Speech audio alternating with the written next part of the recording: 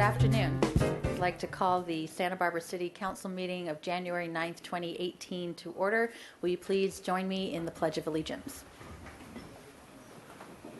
I pledge allegiance to the flag of the United States of America and to the republic for which it stands, one nation, under God, indivisible, with liberty and justice for all.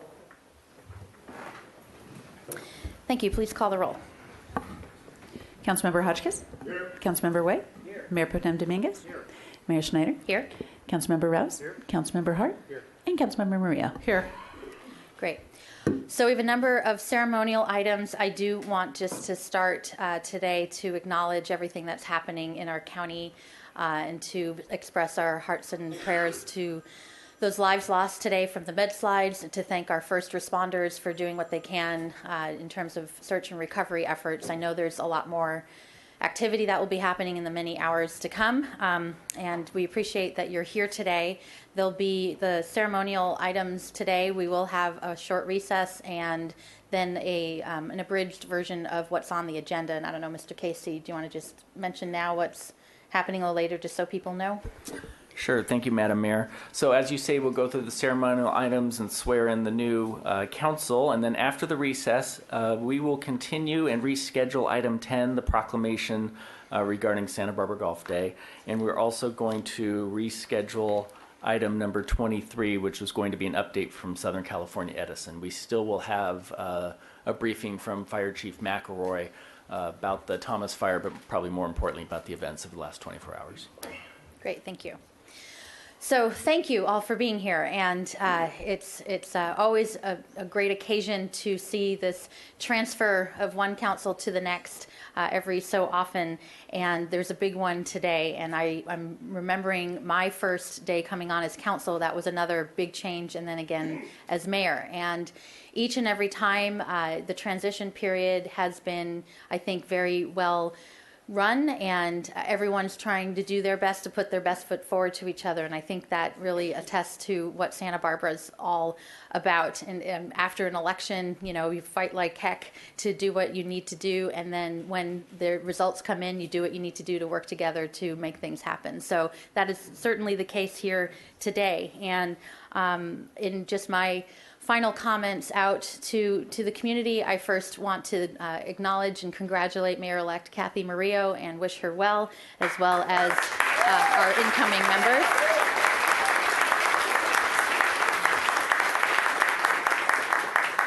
And congratulate both Greg Hart and Kristen Sneddon and Eric Friedman as well. And so I know you'll serve us well. I want to thank this general Santa Barbara community and the whole region. This is a very civically active and engaged community, and we are a better city because of it. Here's a great example.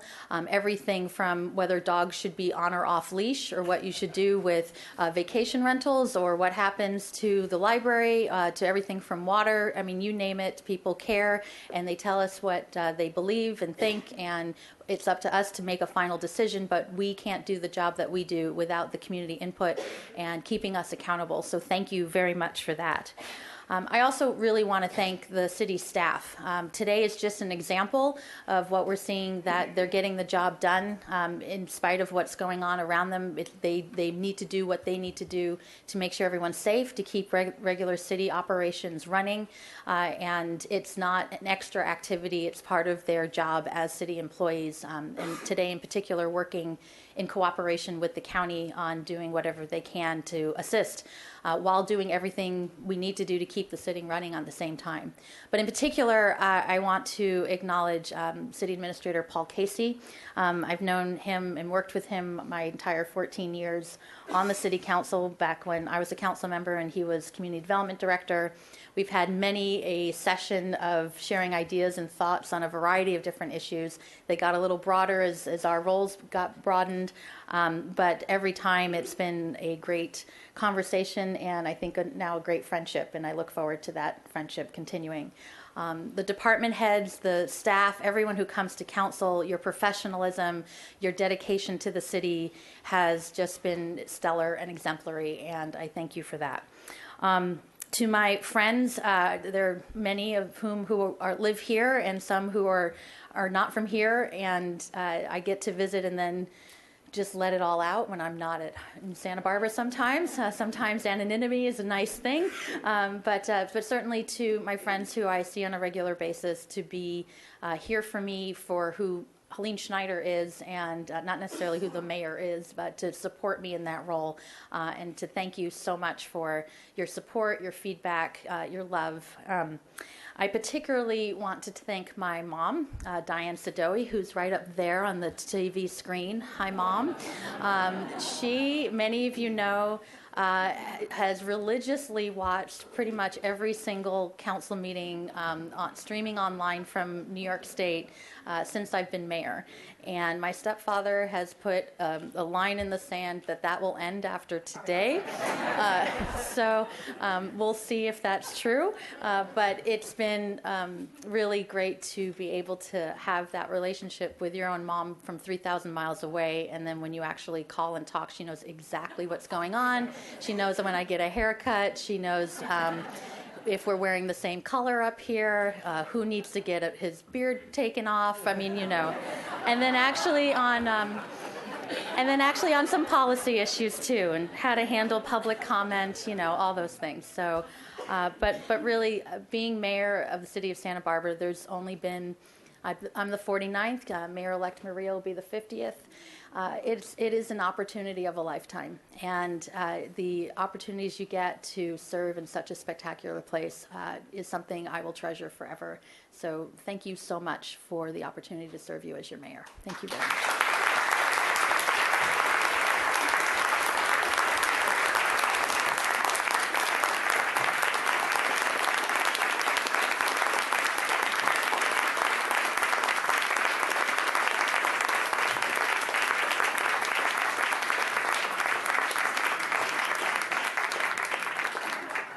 And oh my God, I feel like Hillary Swank. I have to say thank you to my colleagues. They were on the list, all 10 of them from being mayor, just serving with you, working with you, whether we agreed or disagreed. We know we're getting the job done, and I really meant to say that earlier.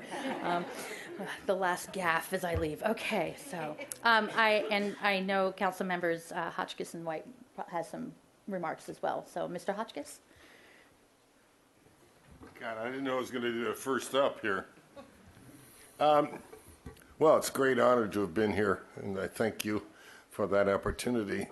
And I think that we, among many other cities in the United States, set a wonderful example to not only our nation but the world at large, when we have the peaceful passage of power from one administration or one group of council members to another. That really sets the example and makes America, as it has for 200 years, a very special place. And so to have been part of that and in any way have contributed to that is a real honor, and I really appreciate it. And for all the times that whoever you are, you came and listened to us. If you listened to me, I'm sure it wasn't always easy, but I thank you very much for doing it, and I thank you for listening now. Thank you very much.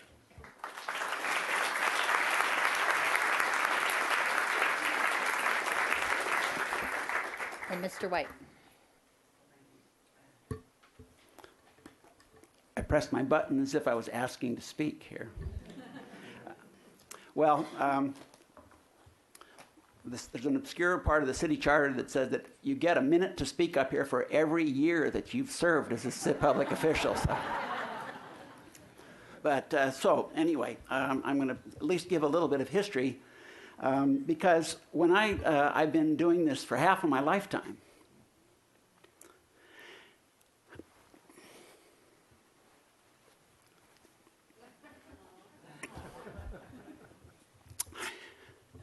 And when I started on the Water Commission 30 plus years ago, I thought I'd be coming in here for a couple of years.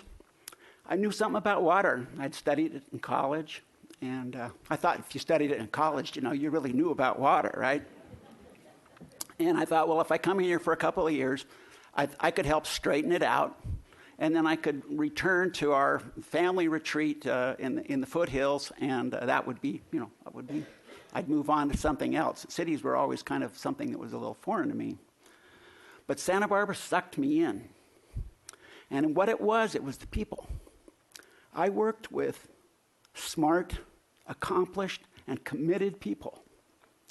And I want to remember some of them that names that you might not know. Alice Rippins, Joanne Miller. Now we do know Charlie Meyer's name because he got it on the desal plant. And deservedly, I might add. David Landecker is one that we do know.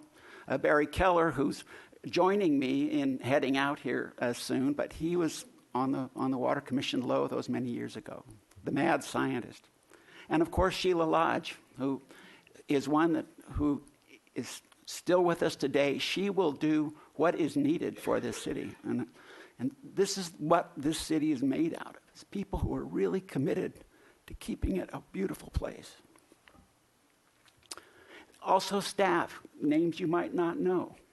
Steve Mack, curmudgeon that we brought in from Alaska, but he was a career seasoned hardcore water guy.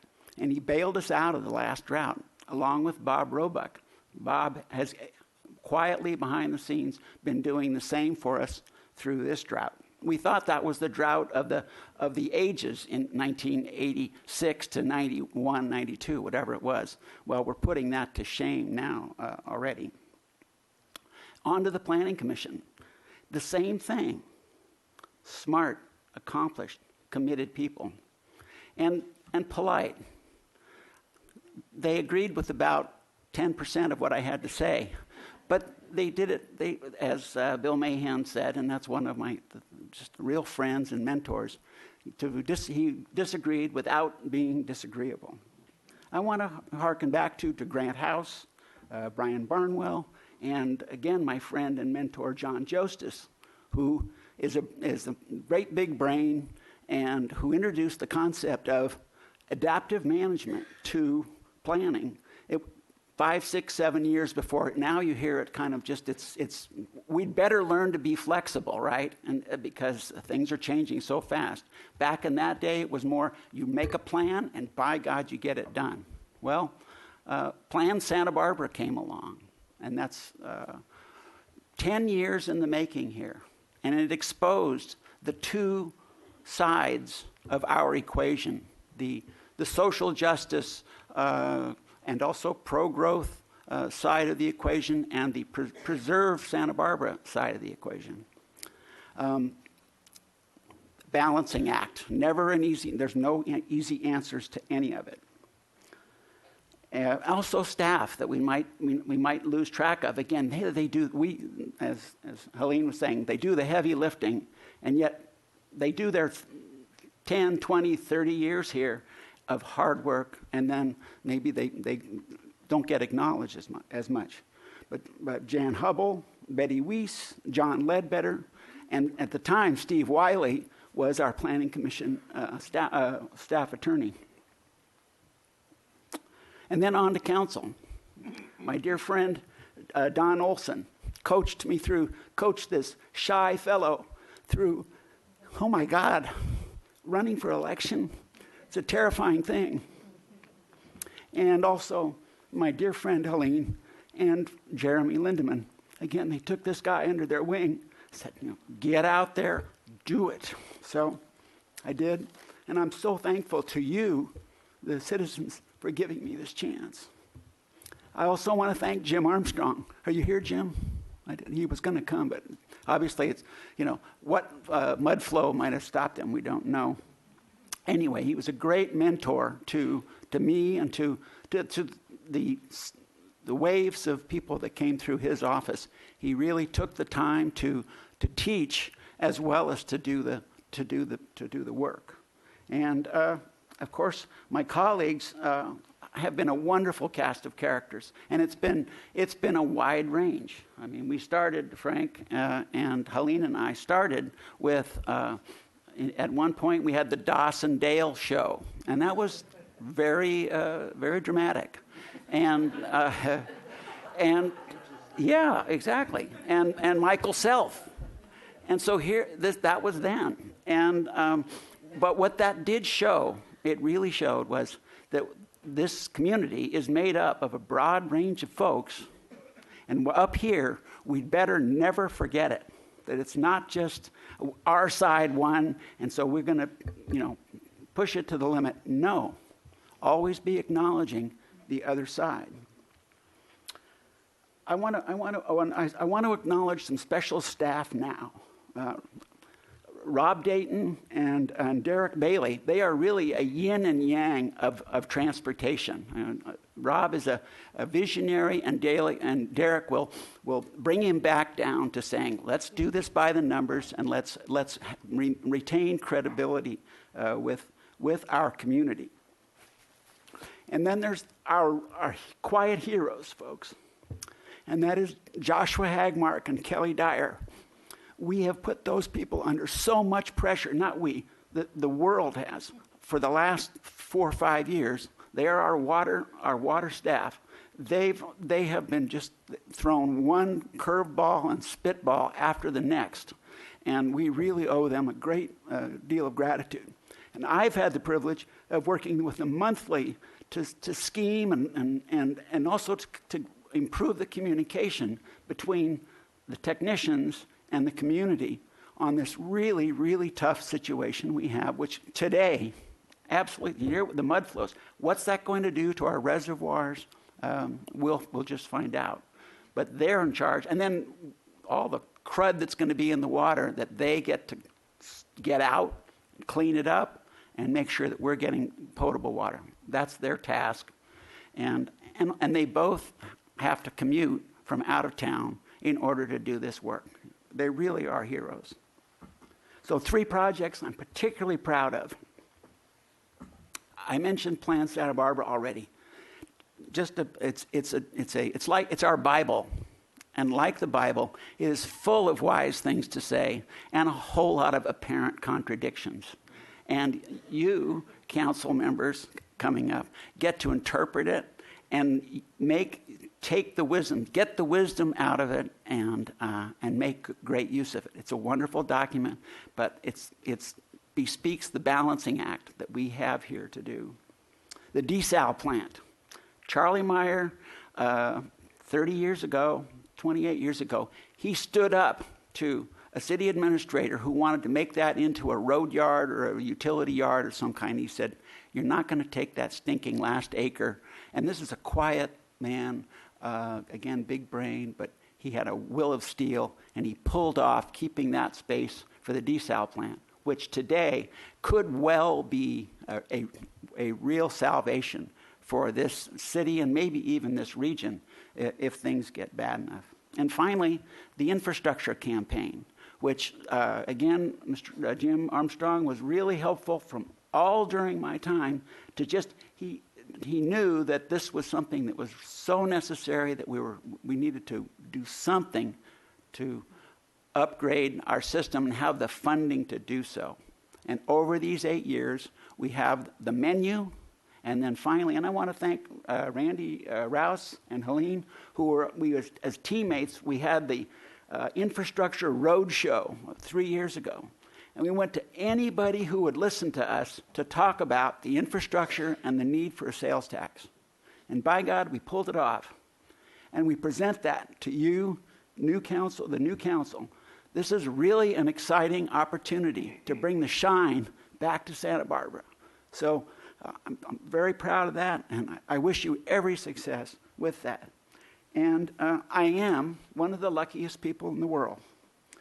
I've been able to live here and to share in caring for the Santa Barbara with a group of very special people. And now I want to thank my wife, Kathy, and I want you to stand up, Kathy.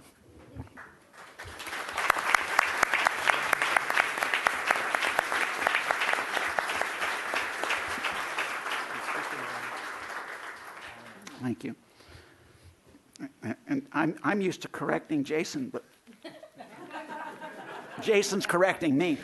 I'm really proud of having been on the hiring team to bring Ariel and Paul in as our next new blood management team. I've had the pleasure and privilege of working with you for now enough time to see we did just right. We have a great, energetic, and smart pair of executive managers here.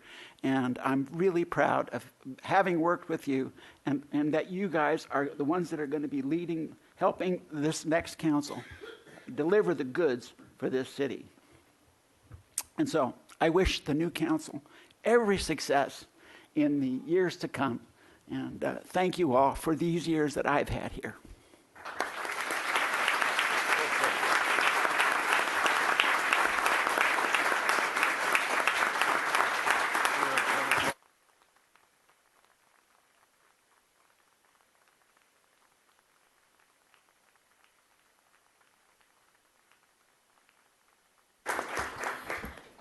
Wow.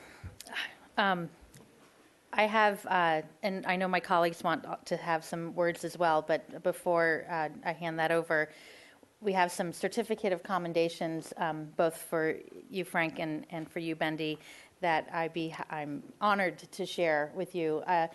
The day after our last council meeting in December, we had a lame duck lunch, and it was really wonderful to be able to sit down after and just share thoughts and memories and ideas, and knowing that we're still going to be able to be residents in this amazing city, and to know that we've done some good work and have it from the heart and from the mind. And so I'm not going to read the whole proclamation, but it's for Frank and for Bendy. But and it also comes with I've never seen these before. These are quite beautiful. So nice little plaque with your name on it. So to present it in appreciation and honor of your esteemed service to the city of Santa Barbara, to Frank Hotchkiss.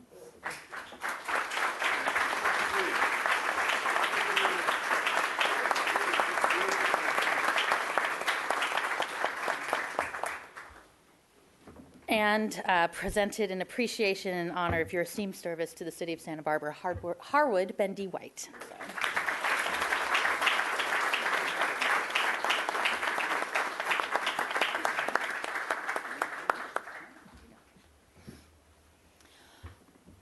Okay.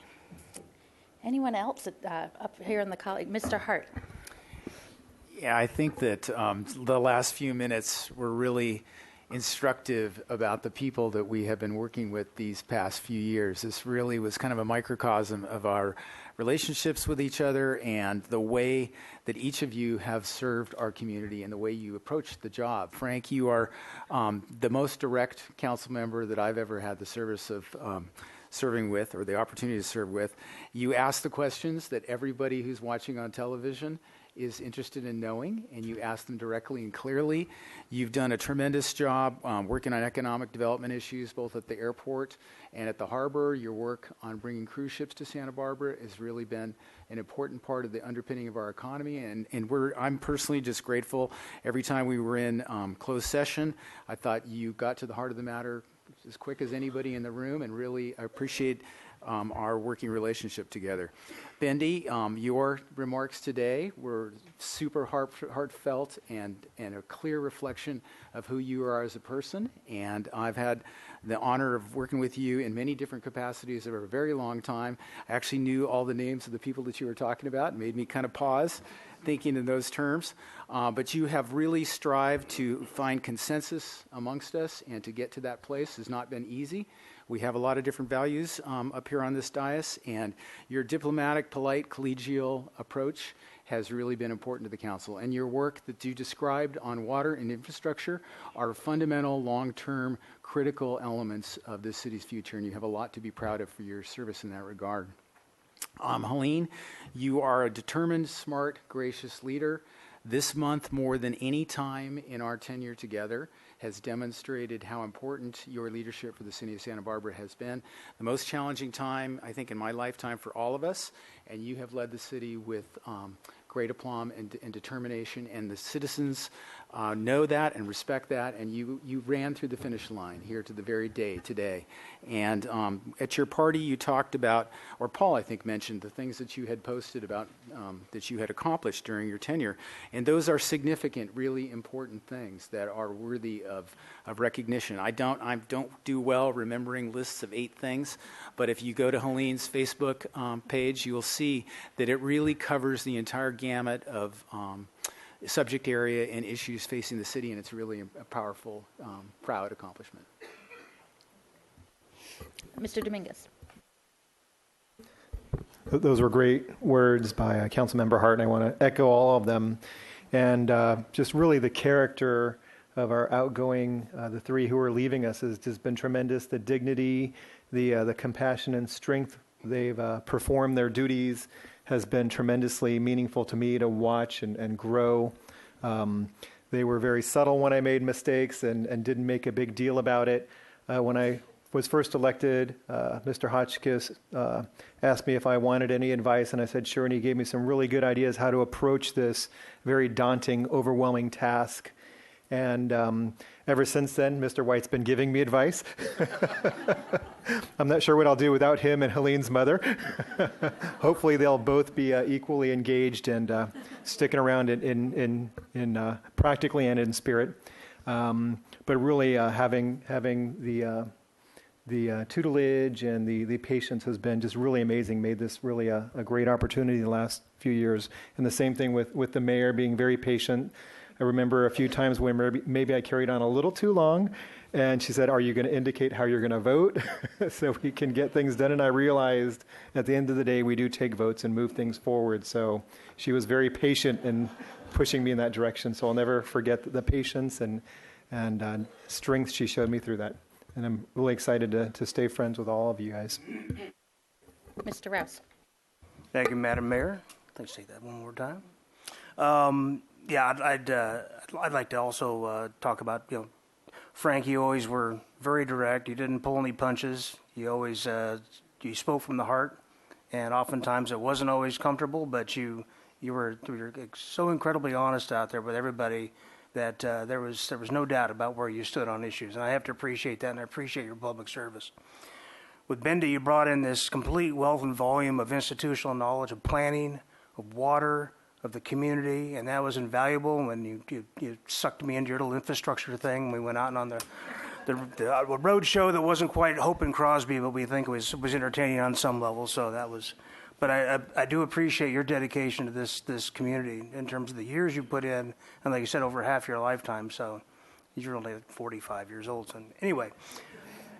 And then for Helene, I always talked about Helene getting her Harriet on, another woman I really respected in this role here, and that was because you herded the cats, you kept us in line, and the whole time you brought forth an air of civility that I think made us more productive as a body. So I congratulate you, and I appreciate you for your leadership. Thank you.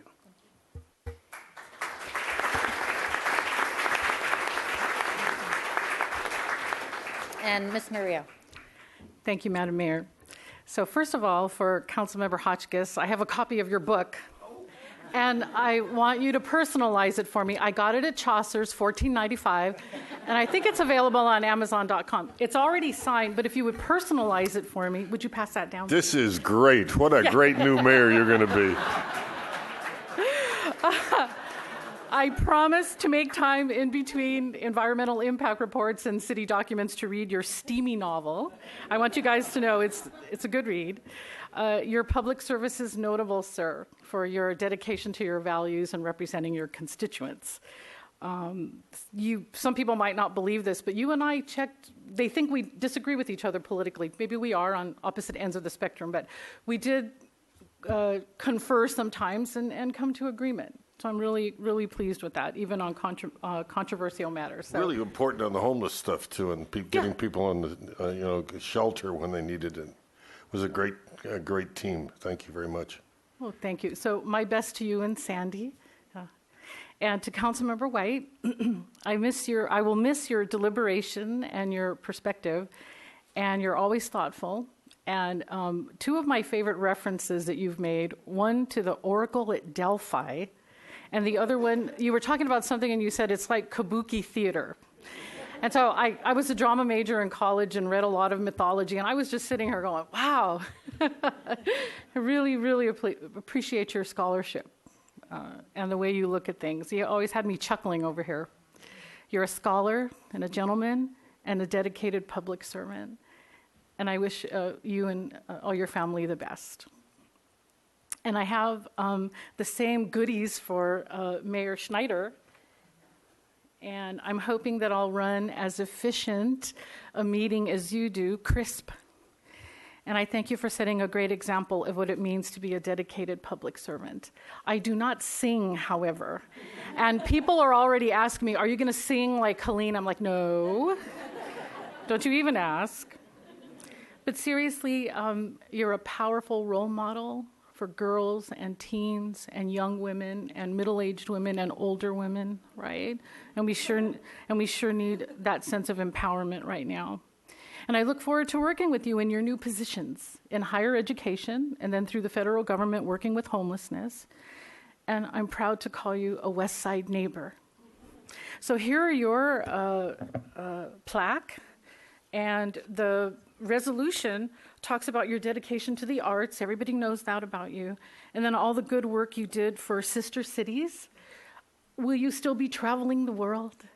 Yeah, do that. You'll always be the mayor of Santa Barbara.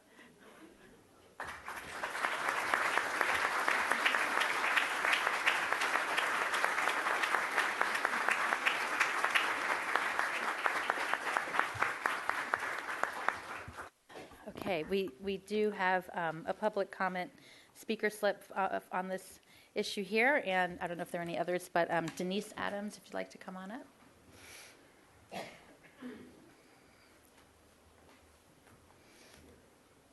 Sad to see you all leave.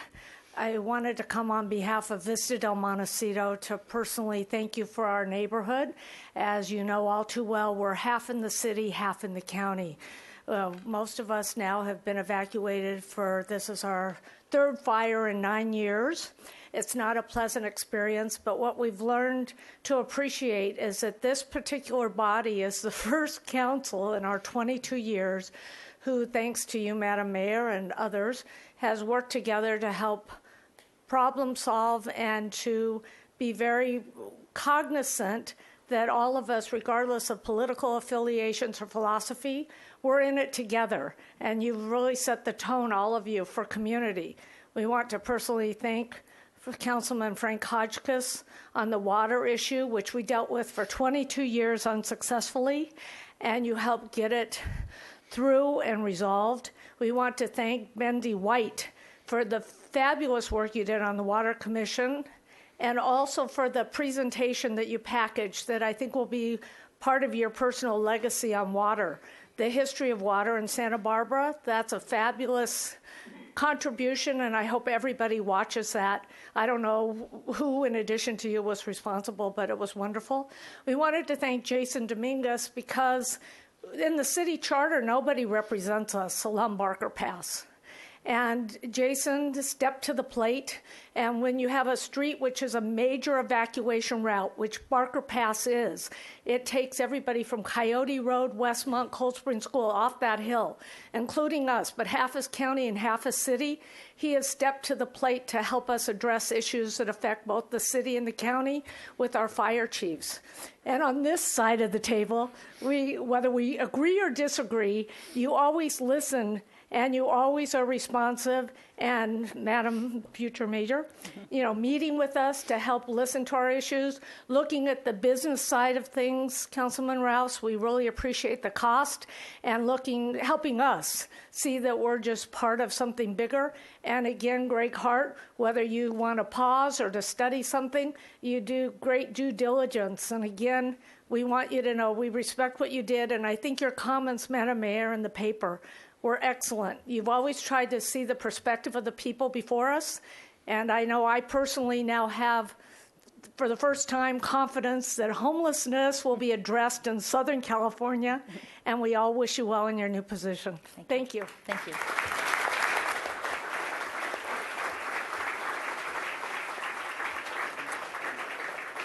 Okay, So with that, council members Hotchkiss and White and myself will step down, and we'll invite council members-elect Sneddon and Friedman to come on up, and you'll take over the allegiance from here.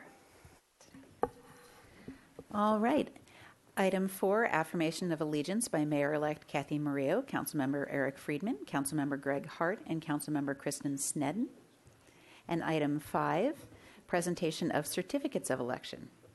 If I could ask, all three of you are here. Perfect.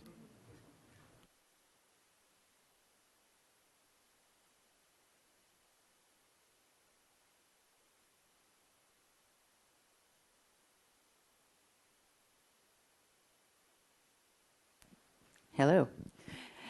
As the City Clerk Services Manager, it is my honor and privilege to administer the oath of office to all of you. First, I will administer the oath of office to Mayor-elect Kathy Murillo. Ms. Murillo, if you can raise your right hand. I will read the oath, and then at the end you can say, I do or I will. Do you solemnly swear or affirm that you will support and defend the Constitution of the United States, the Constitution of the State of California, against all enemies, foreign and domestic, that you will bear true faith and allegiance to the Constitution of the United States and the Constitution of the State of California, that you take this obligation freely, without any mental reservation or purpose of evasion, and that you will well and faithfully discharge the duties upon which you are about to enter as Mayor of the City of Santa Barbara according to the best of your ability. I do. Congratulations. Very welcome.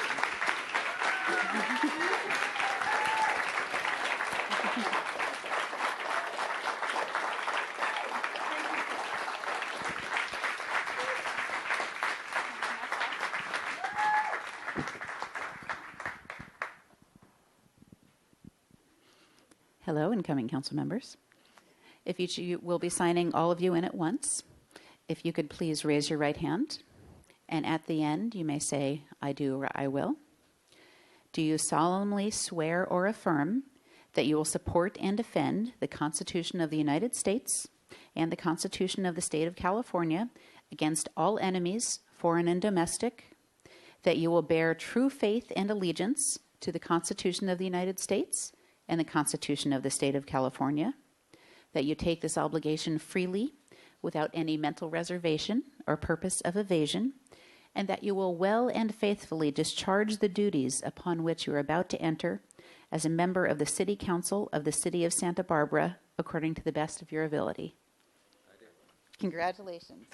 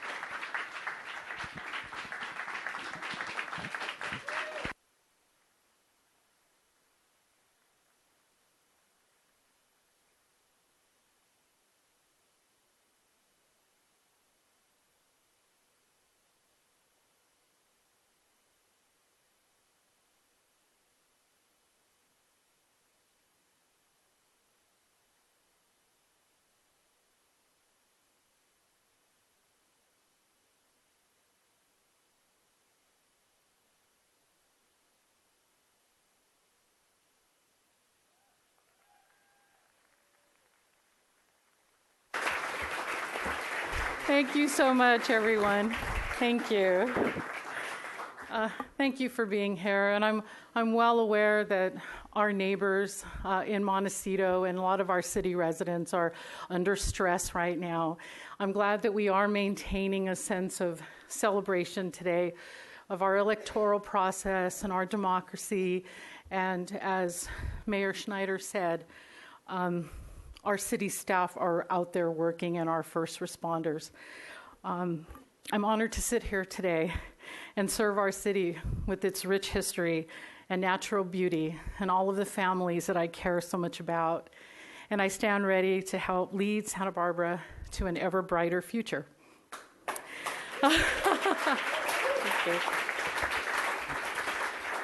It's a well-run city, and I'm grateful to have this opportunity to build on the legacy of the good work performed by Mayor Schneider and the mayors before me, the council members before me, and our excellent, hardworking staff. Congratulations to newly elected Kristen Snedden and Eric Friedman and Greg Hart. You two, I know we're the old ones now, right? And I'm glad to be continuing to work with incumbent council members Jason Dominguez and Randy Rouse. I have to thank, since it is the culmination of election season, the people who helped me get elected and my volunteers and supporters. A special thanks to Molly Culver and Tyler Gibson for coordinating our campaign activities, and to my sisters Carol Murillo and Susan Magana for providing support at home. And my sister Susie is also watching from TV land. She couldn't come on the freeway, so hi, Susie. We had a great turnout, more than 50% in the election, but even as we celebrate that, we can always do better.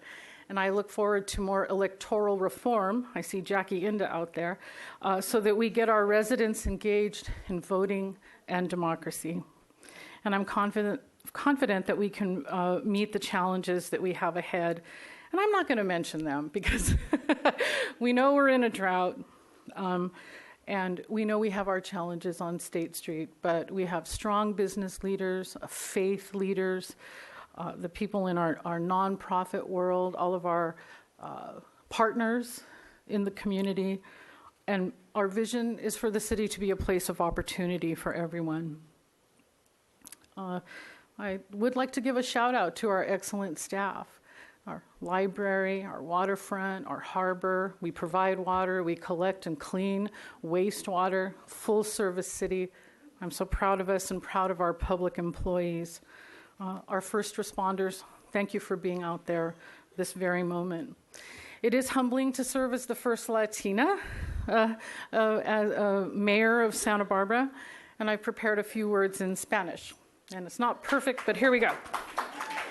Es un gran honor ser alcaldesa. Estoy lista para ser su líder y servir nuestra ciudad, que tiene una rica historia y una belleza natural. También en mi mente hoy y en mi corazón están nuestras familias, que como ustedes saben, me importan profundamente. Gracias a los residentes de Santa Bárbara que confiaron en mí con su voto. Juntos podemos proteger nuestro medio ambiente y nuestros vecindarios para estar seguros en el futuro. Estoy orgullosa de servir como la primera alcaldesa latina, pero mi compromiso es ser alcalde para todos en nuestra comunidad. Gracias.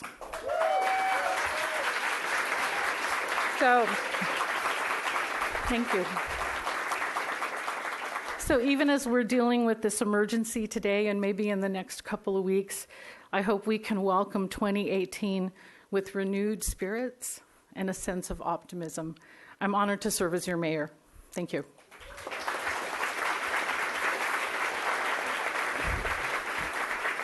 Well, Mr. Hart, would you like to say a few words, please? Well, thank you, Madam Mayor. It is a pleasure to begin serving on this first council day in 2018 with you and these wonderful colleagues. I'm very impressed by the voters' choices. The people that have been elected are going to do a fabulous job. We all share a deep love and a commitment to this community. I've lived here my whole life. There are many friends for many, many years here in this room, and I want to thank everybody who's been involved in helping me work as a leader in this city for many, many generations. I'm extremely proud of Santa Barbara. I am a Santa Barbaran, and I am so fortunate to have the opportunity to represent our community and the residents of the 6th District. There are a lot of people here who helped me: Molly Culver, Tyler Gibson, Ethan Bertrand, Monica Intaglietta, and Jen Cooper were instrumental in helping me get elected this time. My mom is not here, unfortunately. She's homesick with the flu, like a lot of our neighbors, but she's here in spirit. And my father really inspired me to public service when I was a young man.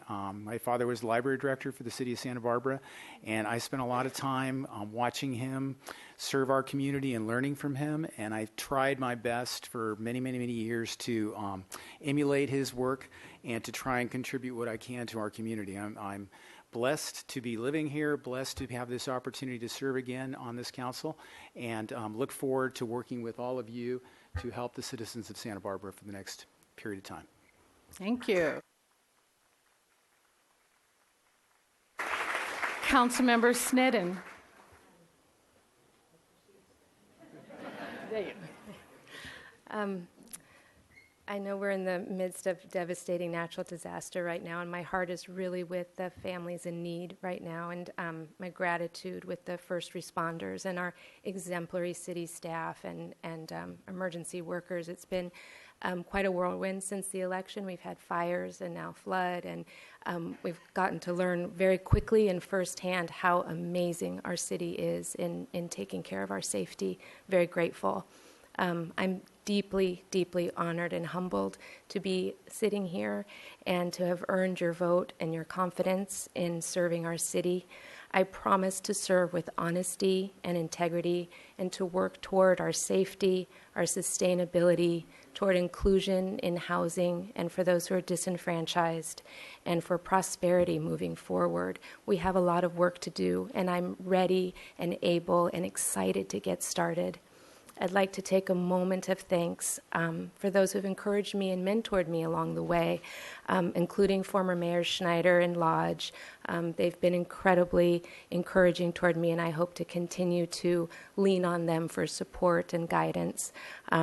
Also, City Council members on the dais now, Dominguez and White, I will miss you, and I'm hoping that you will continue to influence me and guide me in terms of water and the long-term history of our city. There are those who supported me along the campaign trail, Stephanie Langsdorf, Elsa Wolf, and Wade Cowper-Stewart. They walked thousands of doors and knocked, and could not have done that without them. And I really need a special thank you to my very dear family. My mom, Carol, is here. My mother-in-law, Pam. My father-in-law, Tom, who was very much along with me on this journey. I feel his spirit very much. All the Snedden clan. It's a mighty, mighty family and group, and it's an honor to be part of that family. My father, who's in Florida right now, ill, and could not be here today, and my sister also, who the flights couldn't come today. I'm also deeply grateful to my daughter, Cameron, who's watching from college, and my son Harry, who's here, and my daughter Elsie, who's here, and my dear husband, who holds it all together. I had the crazy idea came home one day and said, I think I'm going to run for city council. He said, sounds good. And proceeded to do what he always does, hold the family together, feed them, clothe them, make sure they're still alive. And, last night he was up all night with emergency crews, and he came home mud splattered this morning at 7 a.m. and had been helping all night, and he still manages to be here today with a smile on and support of every step of the way. I treasure this city. I take this responsibility very seriously. I'm here to serve you with an open door and an open heart. Thank you.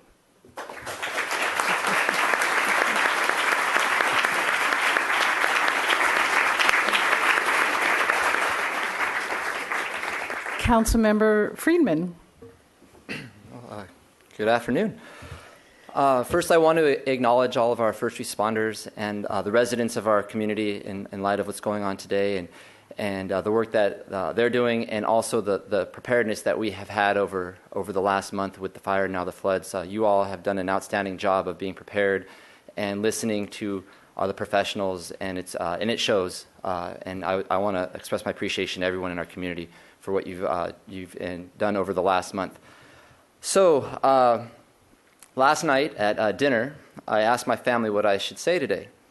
My 8-year-old son, Charles, who's right over there, without hesitation said, "Tell everyone they're awesome and drop the mic." While dropping the mic is tempting, we all agreed that a little more is called for today. So first, I want to acknowledge Mayor Schneider, Council Members White and Hotchkiss. You're awesome. And thank you for all your years of service and for your willingness to reach out to share your perspectives and offer advice to our new council. The transition that they mentioned, they've been sharing perspectives and their knowledge, and it's been really helpful, and I appreciate that. I also want to acknowledge my new colleagues on the council, Councilmember Morales and Dominguez, and Councilmember Murillo, now mayor. Congratulations, and to become the first Latina mayor on our as a 50th mayor, it's something you'll never forget, and you're going to do our city proud. And Greg Hart, who's been a mentor to me for many years, it's a pleasure to finally get to serve with you. Next, I want to acknowledge my family in attendance today. My wife, Julie, our sons, Henry and Charlie, my mom, Celeste, my mother-in-law, Dal, and sister-in-law, Tammy, who surprised us and drove down from San Jose just to be here. So thank you for that. As our new city council convenes, I'm truly excited for the opportunity to serve and am filled with confidence that we are up to the many complex challenges before us. For we are a diverse council that is representative of our city in terms of gender, ethnicity, personal background, and career experiences. For example, some of us grew up in the age of Aquarius with M&Ms, Dr. Pepper, and Snoopy, while others came of age in the time of Nirvana with Eminem, Dr. Dre, and Snoop Dogg. All jokes aside, in the coming weeks, months, and years, the 6 and eventually 7 of us, whenever that may be, have an uncharted road to travel. It's a road that will force us back to basics. We need to pay attention to our A, B, and measure Cs, as well as H2O, ADUs, and AUDs. We will be studying Traffic Management 101 and upgrading our downtown while we fill potholes and regulate, well, pot. However, as we walk this road, it's important to remember that the road ahead is a continuation of the road previously traveled, and we have many lessons to learn from the proud past of our great city. One of my favorite verses from the Bible captures this point, and I think it's even more relevant in terms of today and our history with natural disasters. It's Jeremiah 6:16. Stand beside the earliest road and ask the pathways of old, which is the way to good, and walk it. Thus you will find rest for your souls. In conclusion, as we take our first steps down this road, I will start us out with a quote from President Truman. Politics is the art of government. Under our Constitution, the art of government is the art of understanding and working for the interest of the people. And that's what all of us intend to do, and I'm proud to be here to serve you all. Thank you.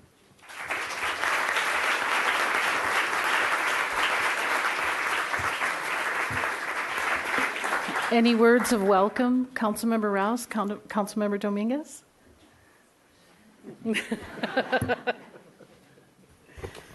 I'm really excited for the re-election and new election of our 2 former colleagues, and then the election of our 2 new colleagues. I've known Eric for several years, and the comments I made earlier about our outgoing people being people of dignity and character stands equally well for Eric, and just got to know Councilmember Snedden through her election, and I'm really impressed with her background, her passion for the issues, and I think having someone with her geological knowledge is going to be really great for water issues and the environment. So I'm really full of gratitude for the opportunity to serve with this council. I think there's tremendous challenges, but tremendous potential amongst this council if we all are open-minded and don't accept the first version we hear, but really dig deep to hear the truth and understand issues. I think we're going to do some amazing work, and I'm excited. Thank you. Mr. Rouse? Thank you, Madam Mayor.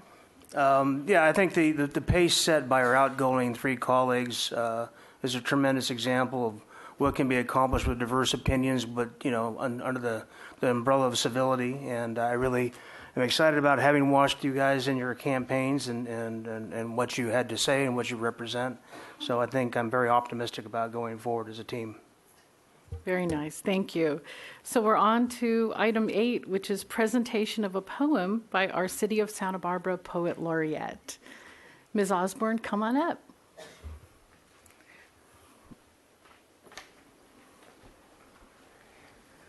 Hello. Hello. Congratulations to our new mayor and our fresh council. It's a great honor to be here and address you on such an auspicious occasion. During the Thomas Fire, I noticed how kind people were, how generous we were to each other. That impressed me very much. The sense that we were all in this together.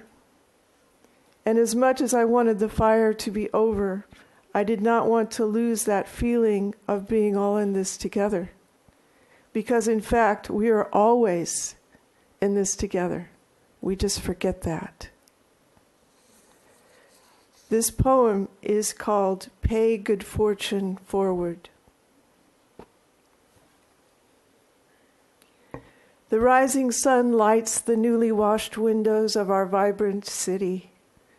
We have survived the long nights and seen the face and backside of a monster.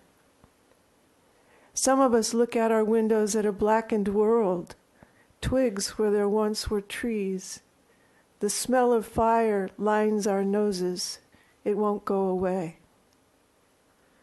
Some look out at gardens intact.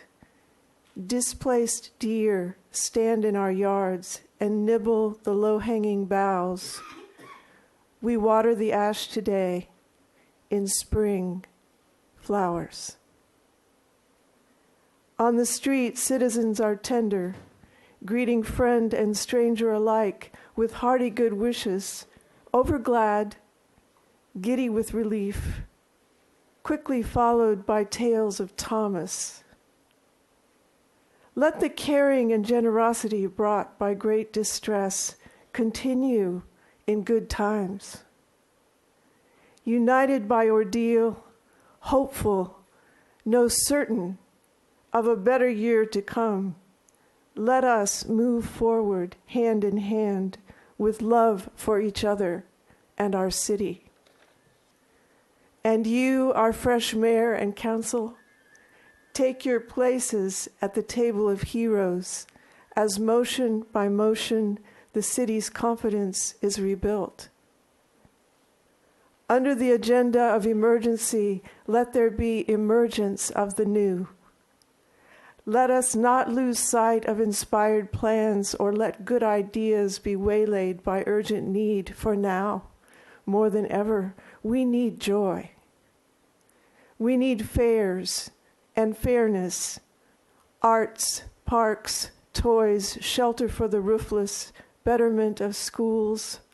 As we clean up, let us polish. As we rebuild, let us improve. As we shelter, let us nurture. As we ordain, let us be just to the haves and the least of us who, wildfire at the window, huddled alike at the mercy of a change of wind, a good neighbor, a friend, and our heroes with axes. And while planning the future, let us glance behind and find a way to pay our good fortune forward. Thank you.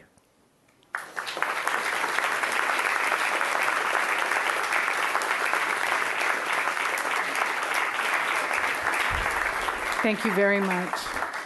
The next part of the agenda is public comment related to the seating of the new council. Marta Cruz is the first speaker, and Pete Del Bello will be after her. Come on up, Marta. You have 2 minutes. Thank you, Madam Mayor, and greetings to all. I used to be a resident of Santa Barbara, but I continue to be a resident of Santa Barbara in heart. And I continue to be involved by keeping abreast with Santa Barbara Women's Political Committee and reading all the news, all the Facebook postings, etc., and visiting my dear friends. First, my husband and I, who are now residing in Northern California, want to thank Madam Mayor Helene Schneider. There she is, okay, for her years of service and wish her well in new professional and public service posts. In terms of Madam Mayor Murillo,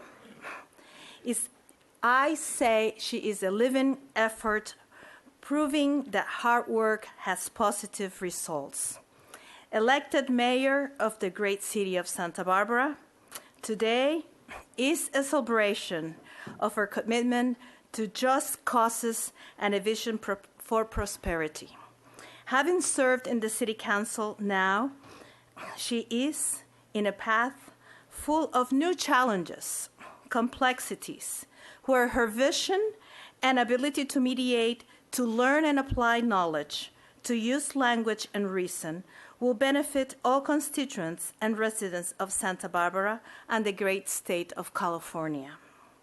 We thank you for encouraging all to follow one's dreams.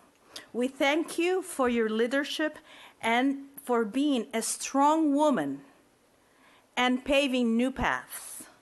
We are honored to celebrate a Latina, a Mexican American, but above all, for being a serious human being with a heart full of compassion, with a heart full of love. We trust that you will continue developing the economic and educational growth of the city and county of Santa Barbara. Thank you, y pa'lante. Thank you.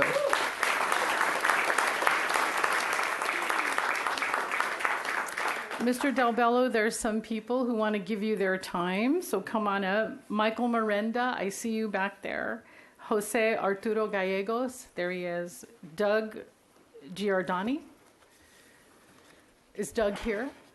There he is. Okay, so you have up to 8 minutes. Okay. Let me set the timer. Sure. Whoops. There we go. Oh, this is exciting.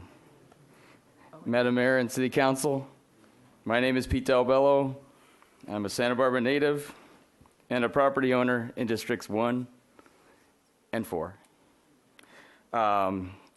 I want to apologize for my appearance. My suit was in the dry cleaners and I can't get to it, but I'm here for the city, even though I'm wearing a jacket that says Los Angeles on it.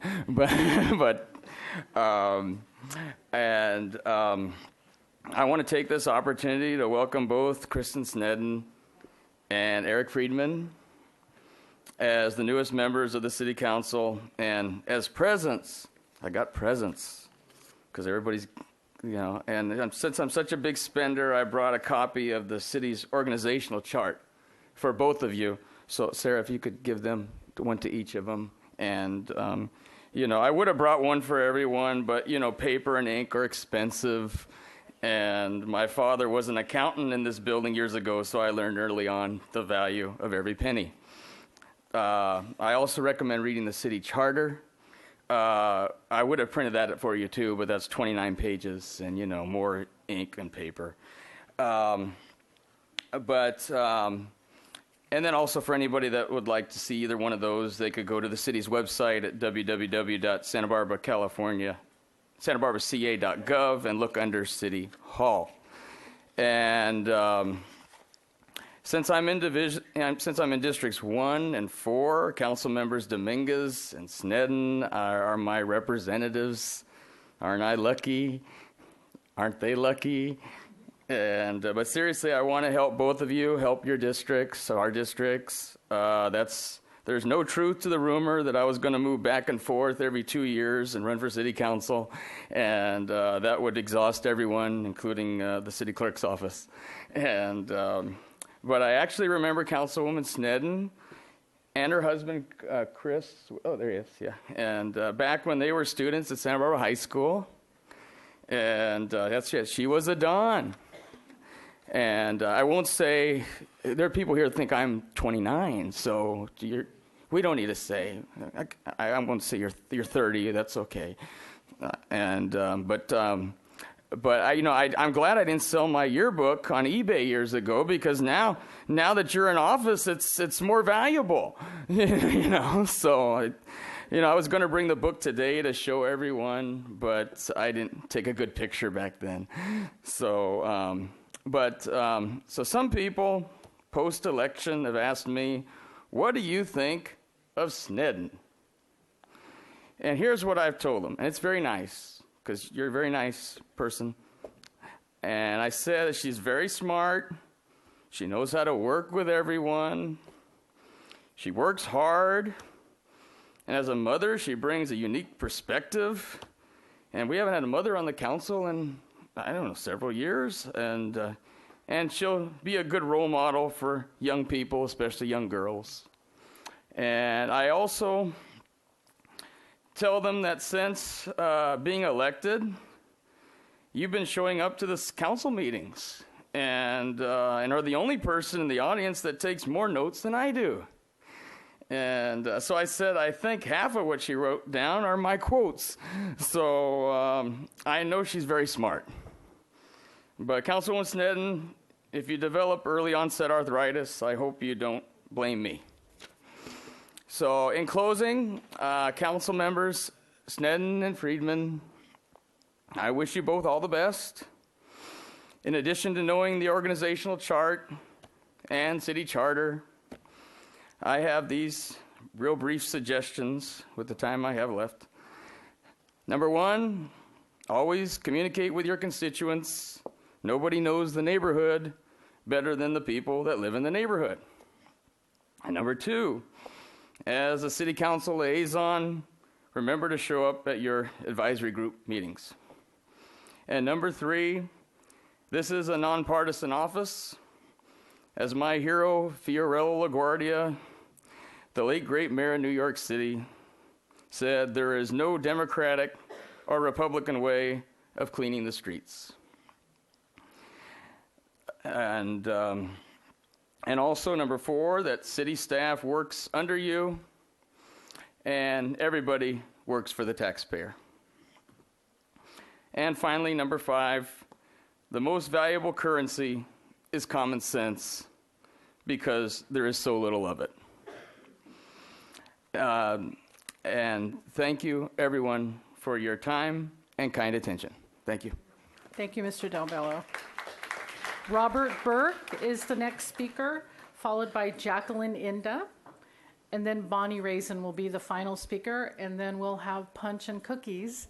So I see people leaving. Don't leave, because we're going to have a little celebration. Mr. Burke, I'm going to reset this to 2 minutes.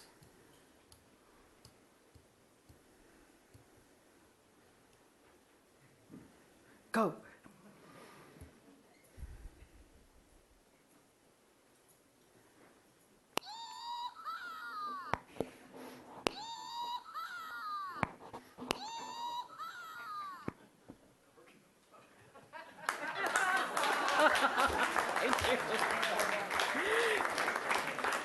Jackie Inda, please.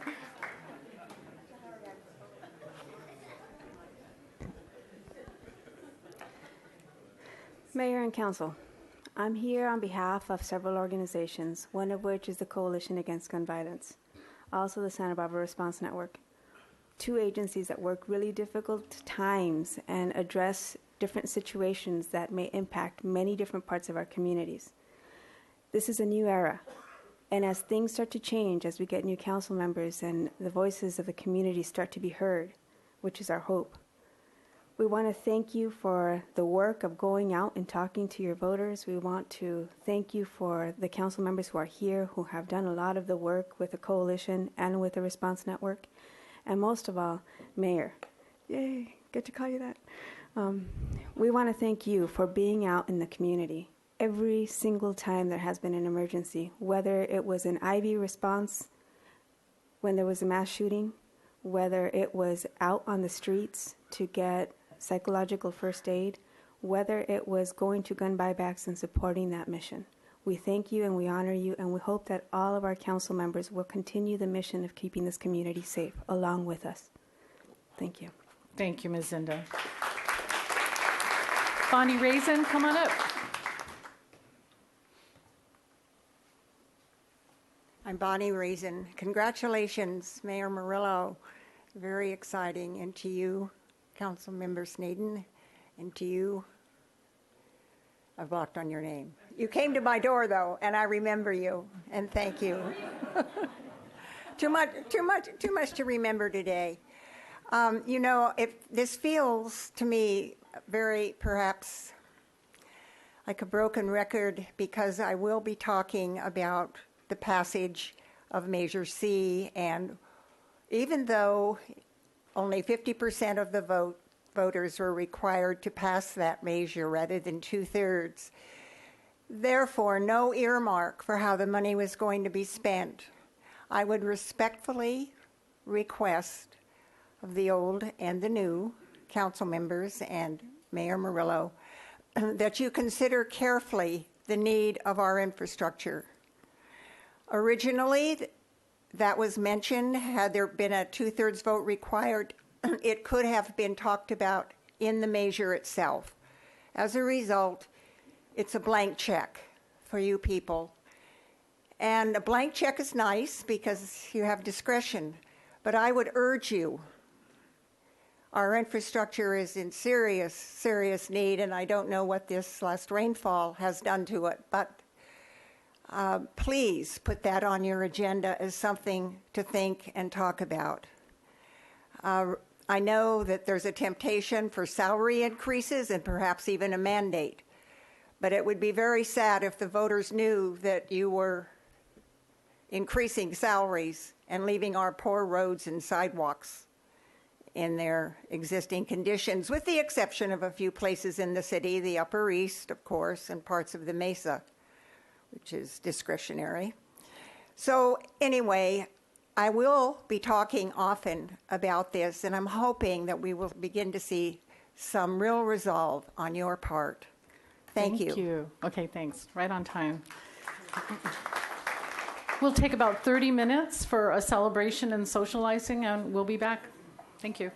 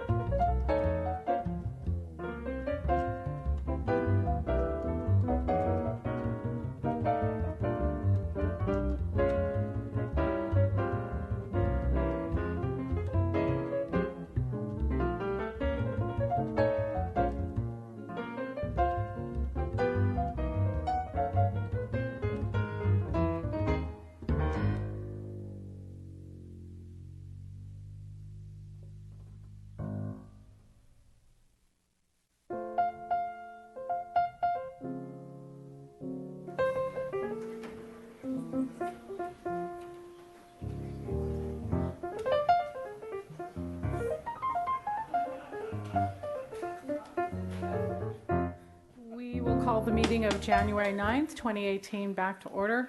Mr. Casey, there's some changes to the agenda, which we talked about earlier, just as a refresher to people. That would be item 10, the proclamation for Santa Barbara Golf Day. We'll do that another time. Correct, Madam Mayor? Any other changes to the agenda? Yes, item number 23, the update of Southern California Edison Downtown Reliability Project. We'll bring that back at a different time as well.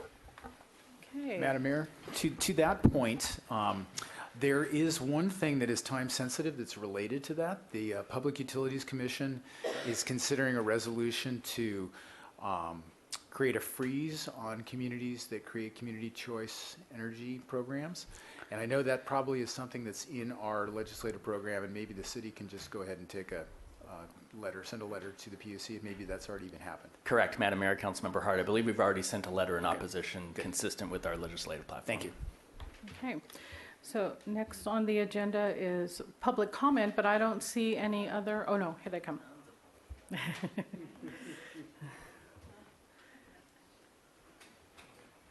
Thank you. So Pete Del Bello, you'd like to speak on this item as well, and you have 3 other people wanting to give you their time. Mr. Giordani still here? Doug? Okay, he's not here. Michael Miranda, I see you, and then Arturo. Well, Mr. Del Bello, come on up. You've already had some good time with us, so yeah, please. Okay. Oh, I'm sorry. Do you want me to go back? Or? No, Mr. Del Bello, I Oh, forgot. We're I supposed know you to want do me to be here. We're supposed to do a roll call. Oh, okay. I'll of go back. The, of the new council I know you want me members. here, so I'll be Just back. stand by. Stand by. Okay. Madam Clerk, thank you. Certainly. Councilmember Friedman. Here. Councilmember Dominguez. Here. Councilmember Rouse. Here. Councilmember Hart. Here. Councilmember Snedden. Here. And Mayor Murillo. Here. Okay, come on up, please. Okay. So you have 6 minutes. 6 minutes. Okay. Up to 6 minutes. Up to 6. Yeah. You know. Madam Mayor and City Council, my name is Pete Del Bello, and I want to comment on a few things, naturally always city related and always within the time frame. And since there won't be a council meeting on January 16th, that correct, Mr. Casey? No council meeting. Okay, so I got to, okay. But I'll be thinking about all of you, but I won't be here then. I will report on if the Milpas dispensary has its permit revoked or not when I come before you during public comment on January 23rd. Staff hearing officer Susan Reardon, who will make the decision, is a smart woman with common sense. After the December 20th hearing, Ms. Reardon's secretary, Kathleen Gu, told me the following: whatever the outcome, I hope there isn't an appeal. And I said, Kathy, you know I'm the king of appeals. So this year I've been a lot of angry people, as you know, on the east side and asking about the dispensary. And so as people know, a decision is coming, and I tell them that I think the city is learning that the days of the city treating Milpas as an unwanted stepchild are over. And now I want to get on to another controversy, and I don't like to complain. Everybody knows that. I never complain about anything. But on the controversy on how to fill Kathy Murillo's seat on the city council. And, you know, and I'm always trying to keep the city from getting sued, you know, because I love this city.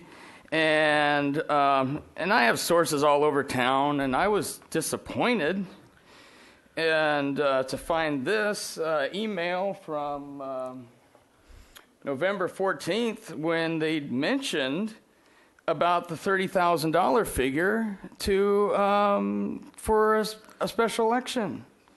You know, I don't know why that wasn't mentioned when the council voted on December 5th. And, you know, that's a lack of transparency. Lack of transparency is a form of corruption.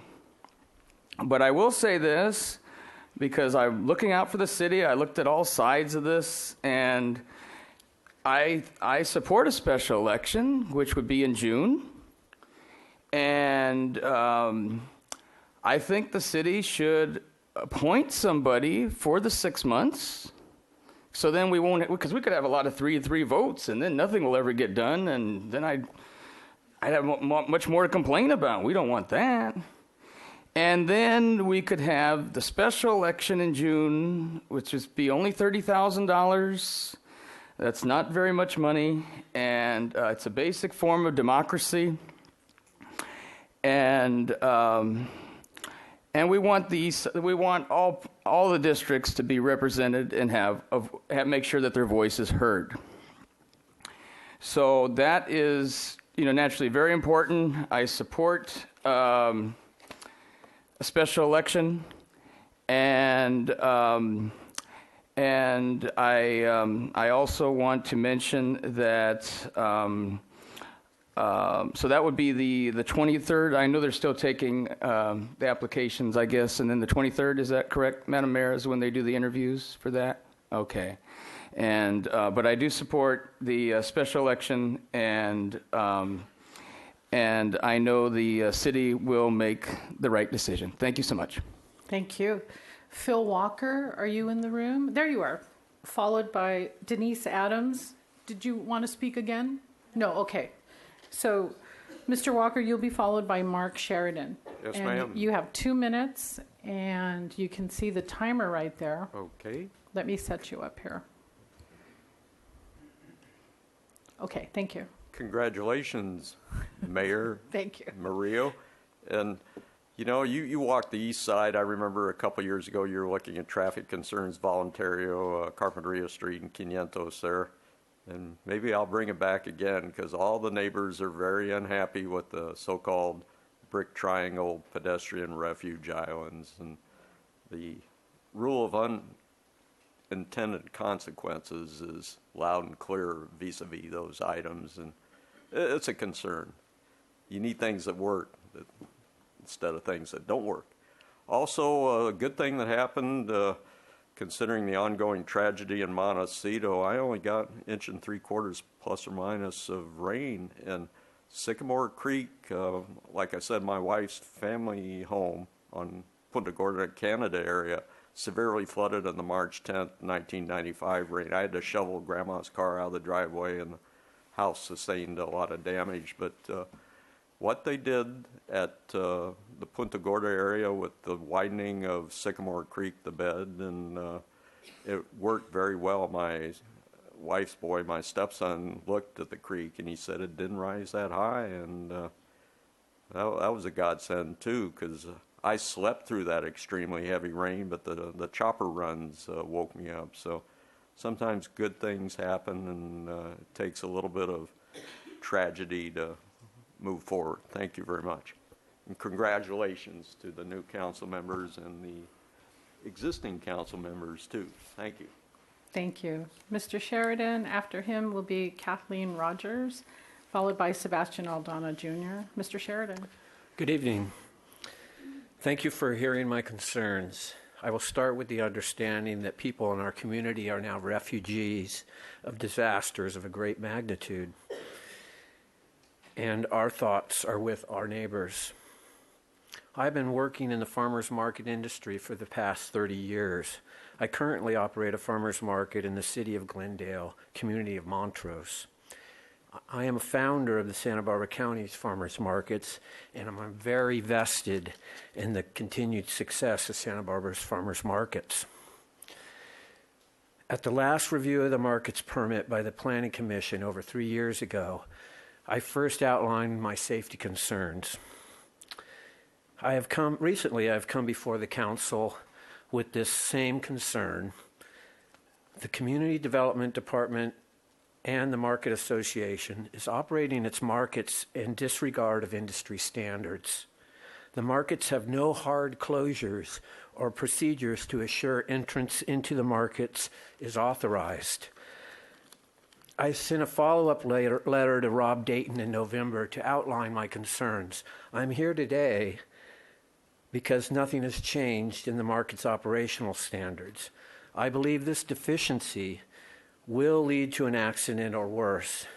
Please direct staff to prioritize a plan to bring our community's events up to the highest safety standards. May I also take my time to discuss a different pressing city issue, the AUD program. I am disappointed and unsatisfied with the direction the Housing Task Force has left the AUD program in.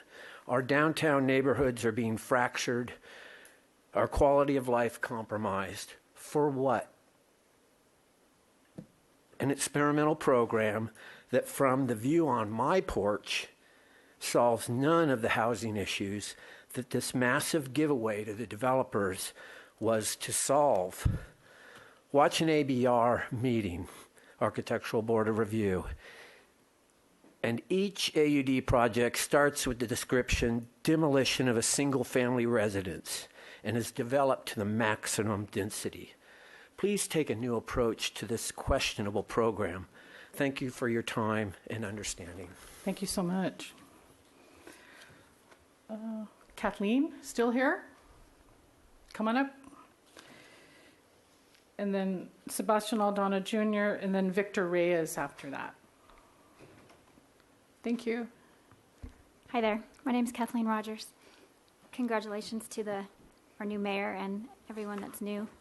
I'm a West Side resident, and I have lived on the West Side for 14 years, born and raised in Santa Barbara.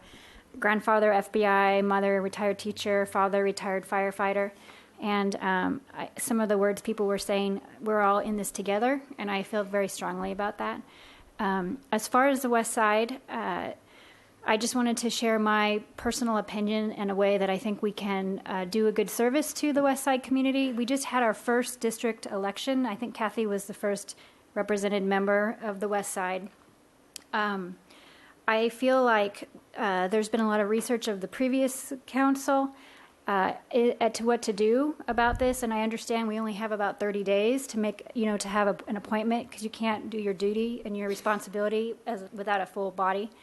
And I don't feel like we have an exact answer at this point, which is either appoint someone to be in the space for 2 years, so they would not be democratically elected, or somehow in the next 30 days have an election, which I think would not have a very good voter turnout and would have high costs. So I think what I would do, and I've done work in the state senate and have been in campaigns before, what comes to me naturally in terms of my gut instinct is that we should follow the work of the previous council and appoint someone now. But at the next citywide election, which is 2018, I believe in the fall, then we should democratically elect our representative from the West Side. So what that means is we would have someone to take a partial seat, and then when we're printing ballots for the next election, 2018, I think is going to be a pretty big year, then we would democratically elect our representative from the West Side. So I don't support exactly or oppose exactly the plan, but I just wanted to give my feedback on the solution. Thanks. Thank you. Sebastian Aldana. Hello, Madam Mayor and City Council members. My name is Sebastian Aldana Jr. First of all, I'd like to congratulate you, Kathy Murillo, for being elected as mayor. Thank you. Along with Christian Sneddon, Eric Friedman, and Greg Hart to represent District 4, 5, and 6. Like it or not, this must be understood and respected. But at the same time, like it or not, we have district elections, and that should and needs to be understood and respected also. If it were not for district elections, they would not, there's one, didn't mean to look at you, Jason, but my apologies. Possibly two, and maybe three of you not sitting up there. We currently have a vacant seat for District 3. I would recommend that you strongly consider a temporary appointment until June, where there could be an election for the position for the next 18 months. This seems to be the most practical, rational, and democratic way to go. Here we encourage everyone to vote why take it away from District 3 residents? You are aware that they are helping paying your wages, correct? It would be a complete insult to deprive District 3 residents from their right to vote for their representative. Thank you. Thank you. Victor Reyes, then Laura Smith, and then Frank Ochoa. Oh, it looks like people are giving you time, Judge Ochoa. Mr. Reyes, come on up. Madam Mayor, council member. Hey, Jason, long time no see. Remember me? Good. How you guys doing? Good. Okay. I was always taught to face. Please address the council, Mr. Reyes. Thank you. As well. Yeah, please. Well, yes, it won't take long. I hope that you can clear this thing up for me. I have this total understanding. Correct me if I'm wrong. But I was under the belief that this country was based on democracy. Since 1776, we've been trying and exercising this right to give the people a chance to vote. A lot of people have been neglected, the underrepresented, the underrepresented, the people with less voice. Now, 2 years ago, we addressed that issue here, and we've given districts, areas on this town, a voice. Now we have an empty seat from District 3, and the question is whether to appoint you, choose a person to sit on that seat instead of the people. I don't know, but is that democracy? See, I have this hat right here. And this hat has been around for a long time. Not as long as the U.S. has been with the Constitution. But as you can see, my flag is leaning down. An upside-down flag means that the country is in distress. These military men know this. And I don't put it like this. It happens naturally. Thank you. You're coming down to your 2 minutes here, so. Help me keep the flag straight. This is my new hat. Thank you. Laura Smith, come on up.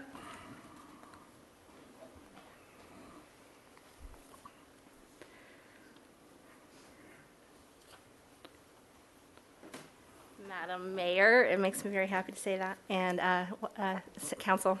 It was not until I walked up here and had this visceral vision of that empty seat that you used to sit in and represent so well, Kathy, that it really crystallized for me how I feel about what I wanted to say.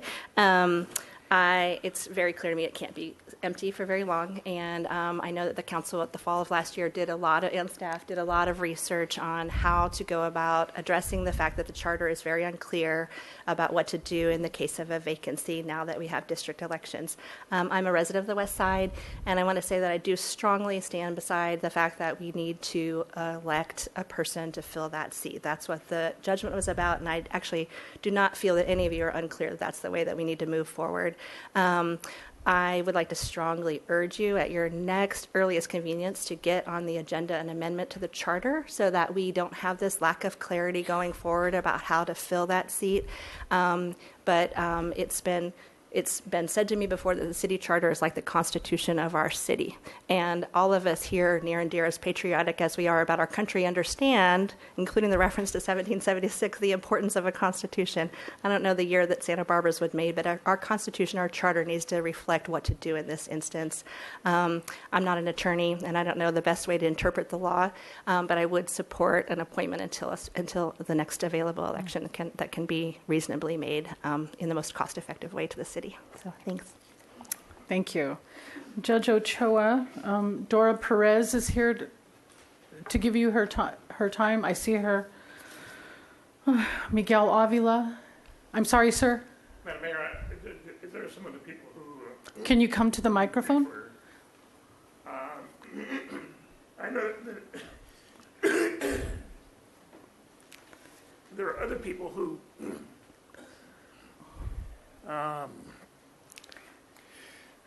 You want someone else to go first? Yeah. Go ahead, have a drink. And Lanny Ebenstein, are you ready to speak? He can only pull 10 minutes, and he has 10 minutes worth of people giving him, but you can just endorse what he says if you like, but okay, go ahead. You have 2 minutes. Thank you. Madam Mayor, members of the council, thank you for your service to our community, and Council Member Snedden and Council Member Friedman, welcome to the Santa Barbara City Council. My name is Lanny Ebenstein. I'm speaking on behalf of or in support of a special election in the 3rd City Council District. And I think that when the council made its decision in December, there were a couple factors that were really important to members of the council. One was cost. And several council members indicated that was a big factor for them. Those $300,000 could be spent on other worthwhile ends. And as the discussion has gone forward, for having a June election would only be $30,000. So I don't believe that that is a factor. Concerns have also been raised where we would be able to get many people to apply through the appointment process, and at least as of yesterday, that's not the case because, at least from reports from the city clerk's office, there isn't anyone who's turned in an application, or at least hadn't as of yesterday. Now, that'll probably change. But it seems to me that democracy requires a special election if it's at all possible. And I think that administrative convenience or administrative operation takes secondary importance to empowering the people. And I think that that's what district elections were about when they were voted, when they were approved by the city council in response to a lawsuit. And it seems to me that's the course that you should follow. I think that's the course that the city wants to see. And just one final point, and that is that, you know, one of the points on the mayor having that position appointed by the next person runner-up was the thought that if at all possible it should be an elective position, not an appointed position. So I think that's another argument in favor of an election, special election for the 3rd District. Thank you very much. Thank you. Do you want to come on out? I was going to defer to my father-in-law, but he is on the speakers. Right. Well, I see the names are Dora Perez, Jotzibe Sandoval, Catherine Vicente, and Miguel Avila, but I think Miguel left. I don't see him. Mr. Lopez, would you like to give your time to your son-in-law? Sure. Okay. Now, you have 10 minutes then, sir. Well, I'm going to start off then telling you what he would say. Okay. And he would tell you that he lives at 1427 Chino Street in Santa Barbara's 3rd District. He's lived there for 50 years, which might be longer than members of the council have been alive. He was born in Santa Barbara 92 years ago, graduated from Santa Barbara High School. His class was 1944, but he didn't graduate till 2013. That happened because he dropped out of high school his junior year to join the Navy. He was a gunner's mate on the battleship Maryland, was fighting in the Battle of Saipan in the Pacific Ocean when his class graduated. He was called back up during the Korean War. He served in 2 wars to fight for our country's democracy, and that includes, obviously, of course, the right to vote. He wants to vote for a city council representative and asks that you allow that to happen. I rise to speak on behalf of my clients, Jacqueline Inda and Sebastian Aldana, who were among the plaintiffs in the case of Bañuelos versus City of Santa Barbara, which in 2015 led to a consent decree to move the city to district elections, scrapping the pre-existing citywide at-large council electoral process. Before I go further, I'd like to add my heartfelt congratulations and expressions of gratitude to those who've spoken before me. You are each to be applauded for seeking public office and for demonstrating the fortitude to achieve the noble and honorable, yet at times ponderous, burden of public service through election to local legislative office. You'll soon be about the process of considering important issues, weighing wide-ranging local community interests, and charting the course for our city's future. We all trust and carry an abiding belief that you'll be guided by your well-honed moral compasses that you demonstrated in the electoral process in carrying out those consequential duties. I'd like to congratulate you for another reason. You have on the doorstep of this new term of office had an issue placed in your hands which may well be deemed a marker as to future political guideposts. You have the opportunity to consider how the course of the democratic process will play out at this juncture in the city's history. This opportunity is a gift because it grants you the opportunity to demonstrate your independence of thought, your unshackled moral character, and the depth of your concern for each and every resident of the city of Santa Barbara. It was that inexorable concern which led your predecessor council in 2015 to enter into the agreement to move to district elections in Santa Barbara. The city's council, Mr. Kalan, has assured us that he's fully committed to the terms of and the principles underlying the district electoral process. Now, a local political reporter and commentator who I saw here this evening, Jerry Roberts, who carries a well-earned, impeccable reputation for honesty, integrity, and insight, indicated in the piece today that all that I just said regarding the special election versus appointment issue might be suspect. He wrote in the Newsmakers Forum just today, sad but true, a majority of the council is unlikely to embrace the election option that would require them to not only buck the advice of City Attorney Ariel Kalan, but also to resist behind-the-scenes pressure from the Democratic machine, which would like its stamp on an appointee who fills out the final 2 years of Kathy's term. So there would be resistance to embrace the election option. He then lays out his perceptions,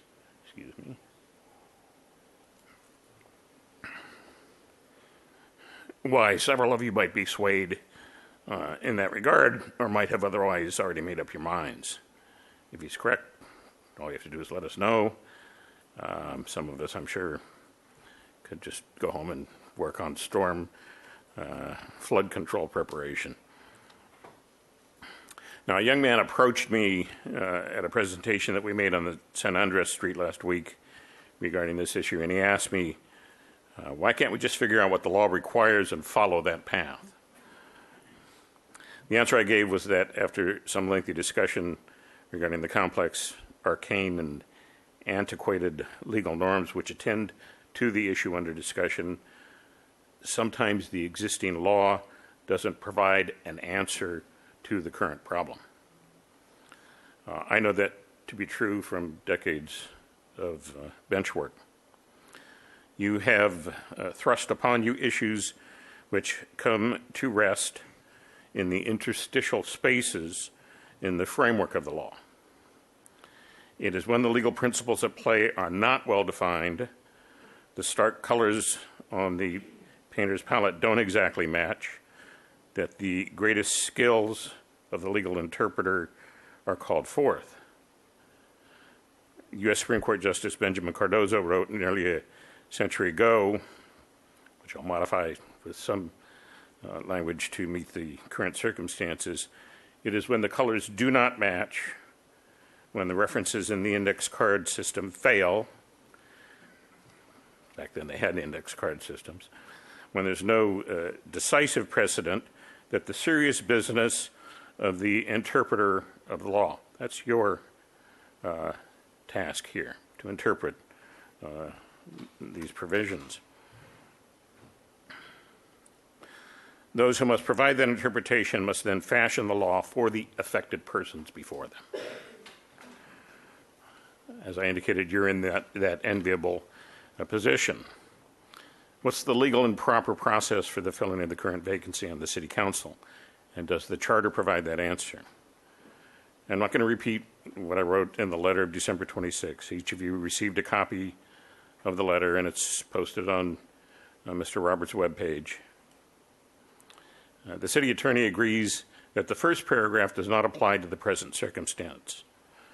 Plaintiffs assert that the entirety of Section 503 was written for and applies only to citywide at-large elections.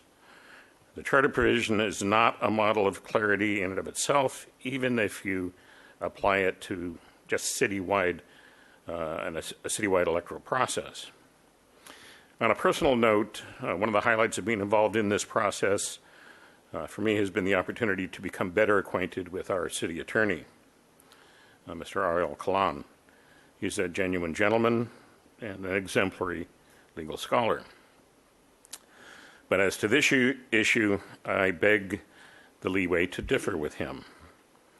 My learned friend separates out a segment of paragraph 2 in an endeavor to buttress a perception that 503 doesn't just allow, it requires council to proceed with appointment at this time in this case.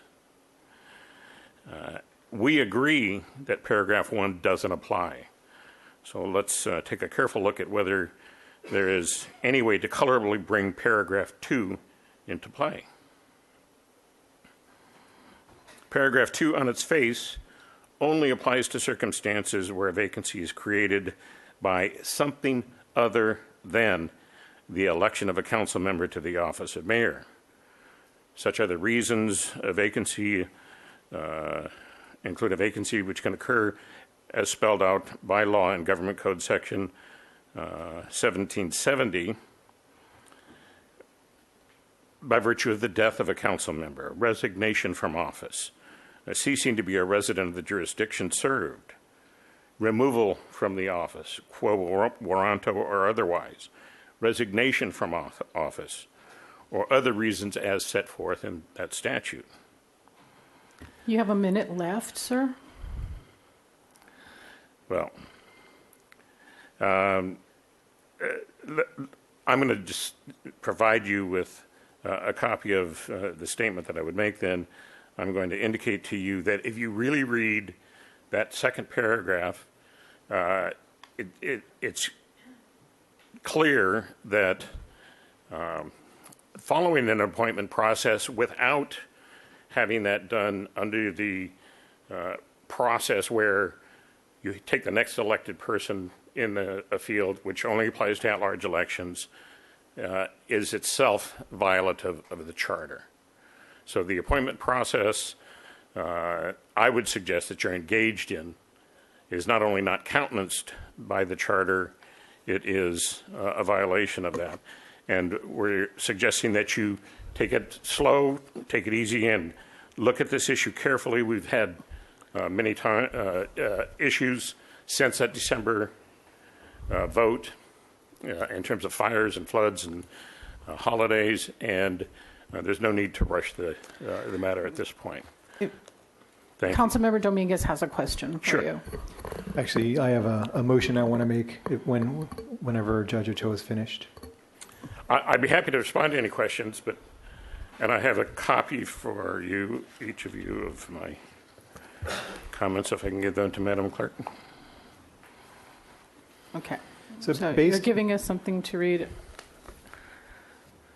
Based on Judge Ochoa's comments and the previous speakers and Jackie Inda, I'd like to make them. There's Councilmember Dominguez. There's still 3 more speakers. Right. Oh, and we have more. It looks like. So what I'd like to do is can you hold on until we? I'd rather just make it now. What I'd like to do is make a motion to ask staff and whichever appropriate departments, city administrators, city attorneys, clerks, to bring to the ordinance committee some of the amendments we've talked about making to the charter, some of the amendments that have been suggested by the public speakers.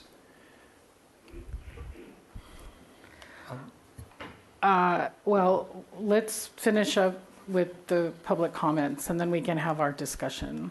Thank you so much, Judge Ochoa. Thank you, Mayor. Thank you. Jacqueline Inda, you're next. Matthew Lowe. Wendy Carlson wants to talk about leaf blowers, something different. Are you here, Ms. Carlson? Okay, so you can go last because you're going to be different from the others. So let's go ahead. Jacqueline, go ahead. Ms. Zinda, go ahead. It's a new council, a new era, or at least that's what we hope. The past council brought many issues to light, the gang injunction being one of them, where the community, the Latino community that I represent, came out in droves and still was not listened to by council. We ended up in court in that situation as well. And here we are talking about voting rights. And again, people are showing the most respect by coming to council in public comment because council won't put it on agenda. You're in a path that will put you toward a 2-year appointment when you have a community, a specific community of majority minorities saying, look, listen to us, let's start over. So why not take this opportunity to do just that and allow people the opportunity to appoint and go through this process with you? You haven't had people apply. What that means is that the community needs to be informed and they need to be educated. Allow us the opportunity to help you do that.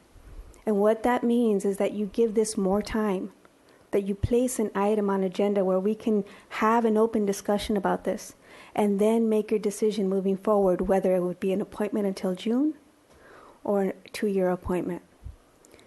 We went out in one day, gathered over 139 petitions of people in the community that are voters from the West Side who want to get their voices heard, and I will be turning them in so that you can review them. It's important that from this point forward, we move things along where we are inclusive and that we don't marginalize the community. So, as I said, take this time to consider your position and let's change the path of communication with the community that I represent. Thank you. Thank you, Ms. Zinda. Mr. Lowe, come on up. Gail Teton Landis will be after him, and then Wendy Carlson will be the last speaker. Mr. Lowe, thank you. Welcome. Thank you. Appreciate it. I guess it was about 3 or 4 weeks ago now. I was sitting in the San Marcos auditorium reflecting on where we're at now with the new appointments, the mayor and new council members. And the image of a phoenix kind of came to life because we were in the midst, the centering point of the fire. And, you know, where the city's coming out of ashes and it's being washed away now. And there's still some devastation taking place. But there's an opportunity to turn something that is seemingly bad into something that is momentous and something that says we can make this community stronger and bring it together in a more vital and inclusive and liberatory way, what true democracy is really about. And so it is this that I asked for a special election. I asked for the West Side to be given preferential treatment in the character of seeking justice and loving mercy to be given. And I think this does come under the guidelines of economic justice because the platform and the community that this comes from is, as was mentioned, a majority minority community that is predominantly working class, predominantly lower income. And so to have these decisions of the appointment made coming from those that have come from other communities that have a higher sense of privilege, a higher sense of fortitude to get to where they're at. And so right now, the 30 days for somebody to come up with an appointment process and figure out their position to get on city council, that's just not to this community, especially through the time of tragedy of the fire and the floods and the Christmas season and New Year's. People are still just trying to figure out how to get back to work after things have been shut down for 2 weeks. And this community needs it. And I think the fact that our new mayor, Kathy Murillo, has come out of that community and has led to the position of mayor and has done it with such gentleness and generosity. I think we just have a lot to look forward to of people and the movement coming out of the West Side. So I'm very much for a special election. Thank you. Thank you so much. Gail Teton Landis and then Wendy Carlson.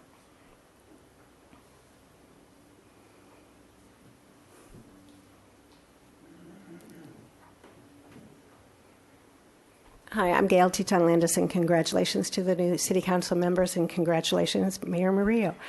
I wasn't planning on speaking, but I am the chair of the Democratic Party and the spokesperson for the party. And I just want to say that the party has not taken a position on whether you have an election or appoint somebody. We await your good and kind decision. Thank you. Thanks for clearing that up. Ms. Carlson, come on up.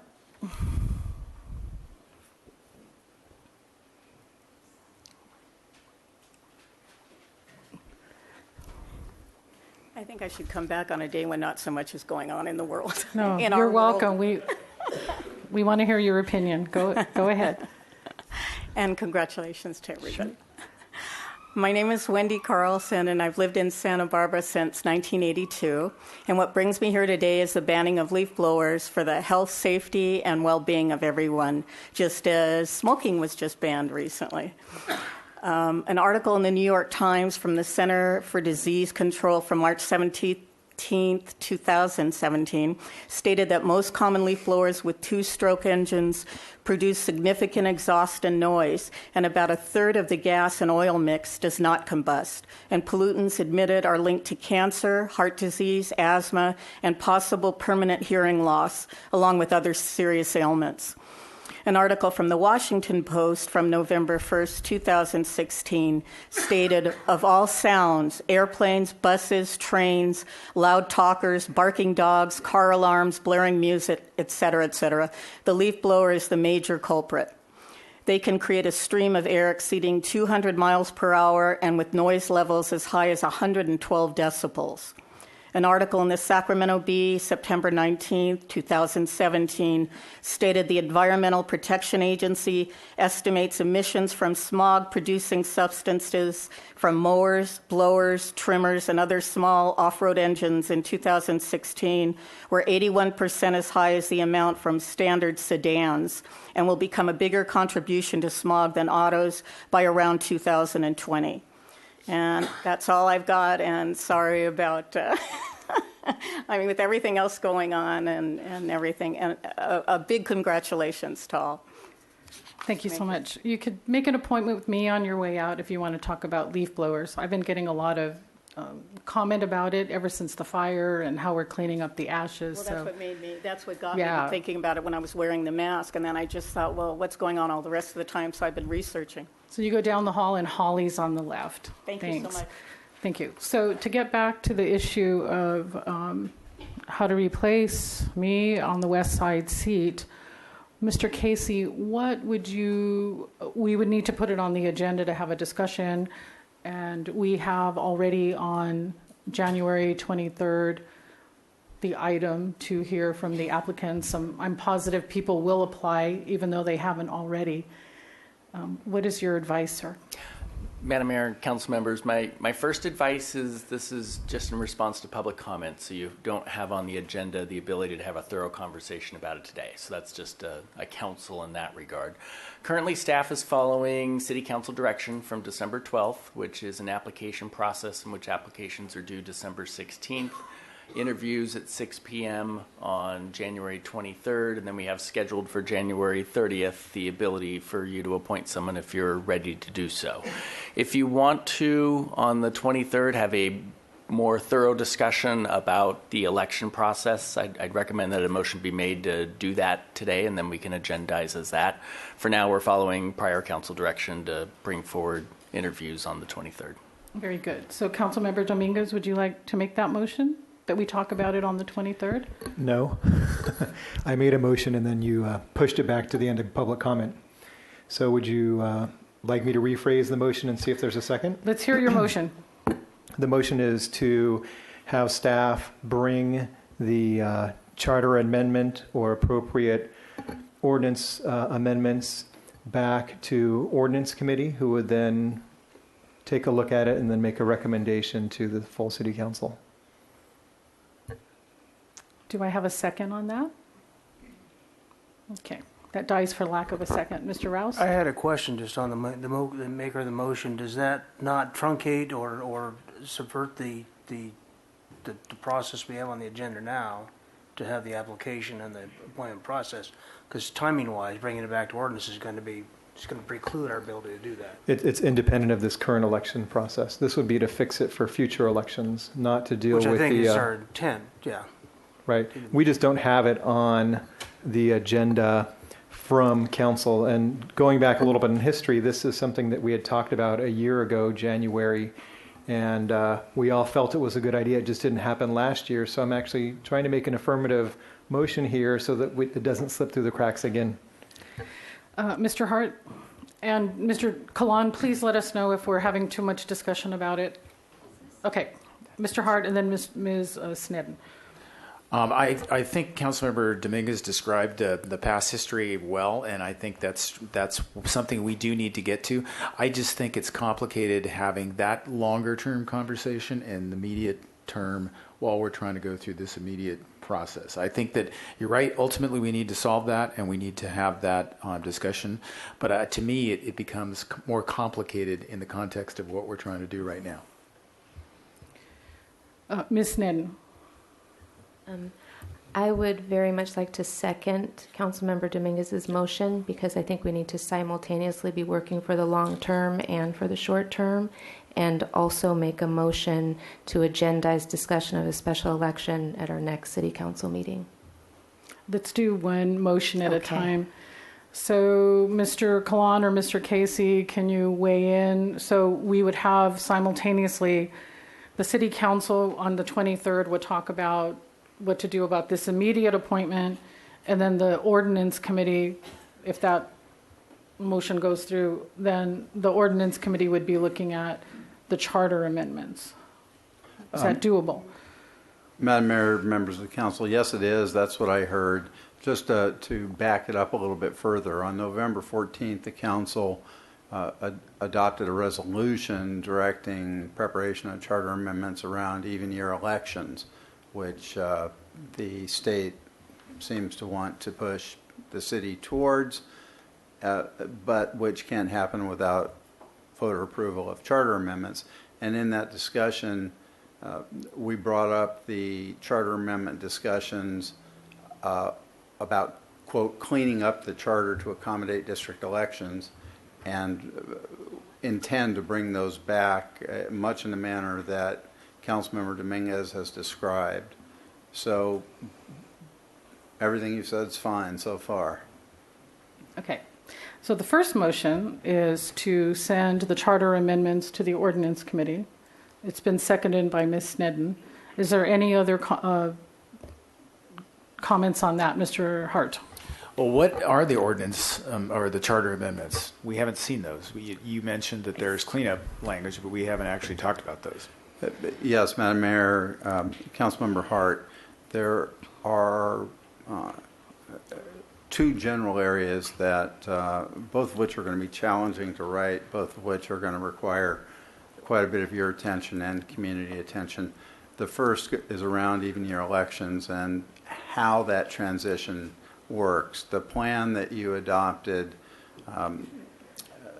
begins, if I recall, in 2020 and extends terms to 5 years in order to resynchronize your elections on an even year schedule. The second part relating to cleanup to accommodate the Bañalas settlement means incorporating Bañalas, but also incorporating what Bañalas does not discuss. And I would respectfully advise that the only place the Bañalas settlement addresses vacancies is in a section allowing the council to appoint at large if there are vacancies in 2015. So I don't believe the settlement addresses this question either. That's going to be a harder project. I have already committed, as I know you would want me to work with the Bañalas plaintiffs to make sure that we are faithfully incorporating the terms of the settlement into what we propose to the Ordinance Committee, Council, and voters. Okay. Anything else, Mr. Hart? Well, I guess the only thing I would think is that rather than just directly sending this to the ordinance committee, we ought to have a discussion about it at the council. So it seems like we're skipping a step to have this referred directly to ordinance. So if we're going to have this conversation, it ought to be here when it's agendized, and then we can then have it sent to ordinance committee, but not skip that step. All right. Mr. Friedman, you had your light on. I'm not sure which part you're going to jump in on, but go ahead. You have the floor. All of them. First, I want to actually raise an issue for our council going forward. It's more of a point of order. I think we should, especially during public comment, unless we're going to ask directly to the public clarifying question, that we defer to our mayor in terms of when to make motions.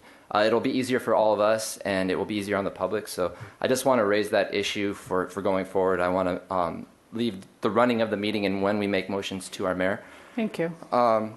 So I agree with Councilmember Hart to bring it back, to bring those issues back so we can discuss those. And then if we at that time decide to go to ordinance in regards to, I believe this is the selection of the new, of how we select a new council member in a vacancy. And my understanding is also even year elections, is that correct? Or are those two separate? Councilmember Hart? I'm understanding that the charter amendments would encompass everything. Or they should. Madam Mayor, members of the council, that's a decision you're going to need to make. There are political ramifications from bundling them or unbundling them that are above my pay grade to figure out. So that should be a discussion that we have on the 23rd. So, Mr. Hart, I think your comment is making sense. We do have a motion on the floor. We can vote it down if we like. I would be voting against it. But Mr. Rouse, you want to weigh in? I'm sorry, you weren't done. Yeah, and then in terms of the there's, I'm a little confused. I think there's two motions on the floor then, because there's a second one to bring back the issue of specifically how to fill the vacancy on the 23rd. And well, no one's seconded that one yet, so it was just a thought. Okay, well, I'm going to second that one, and I think we do need to have that discussion on the 23rd. And I just want to know what our options are.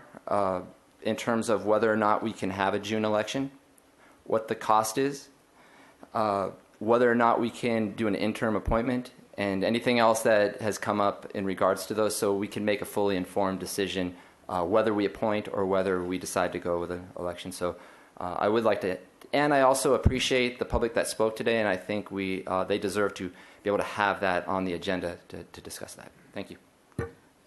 Thank you. Pardon me for interrupting, Madam Mayor. Please interrupt. The second motion is not in order until you've resolved the first. The first one, okay.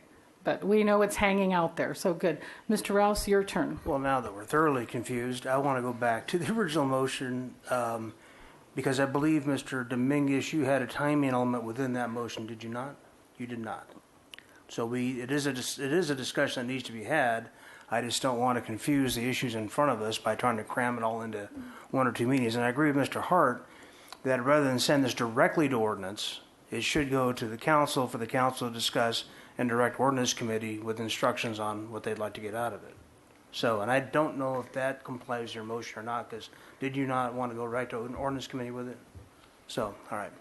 So just want to be clear, so I will need to have the motion reread so I understand what we are voting on. Well, Mr. Dominguez, would you like to withdraw your motion? I'm happy because it to looks amend. like it'll fail. I'm happy to amend it to send it straight back to council rather than going first stop ordinance committee.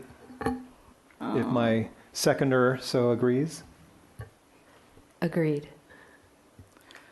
So the motion is to send this topic, to put it on the agenda so we can properly discuss it on the 23rd. Mr. Casey, what? My motion doesn't say the 23rd. You guys are mixing up and maybe hearing things that I'm not saying. I'm dealing with the long-term process that we amend our charter. That really can't happen before this next election takes place because of state law and its strict requirements of getting someone in that seat over there. Whether staff can do a miracle and bring it all back to us next week or the week after, that's great, but I'm really leaving it up to staff to balance their very tedious schedules and the weighty issues they've got to deal with and bring it back to us when they're ready. Okay. So do we understand the motion? My notes are that Councilmember Dominguez, seconded by Councilmember Sneddon,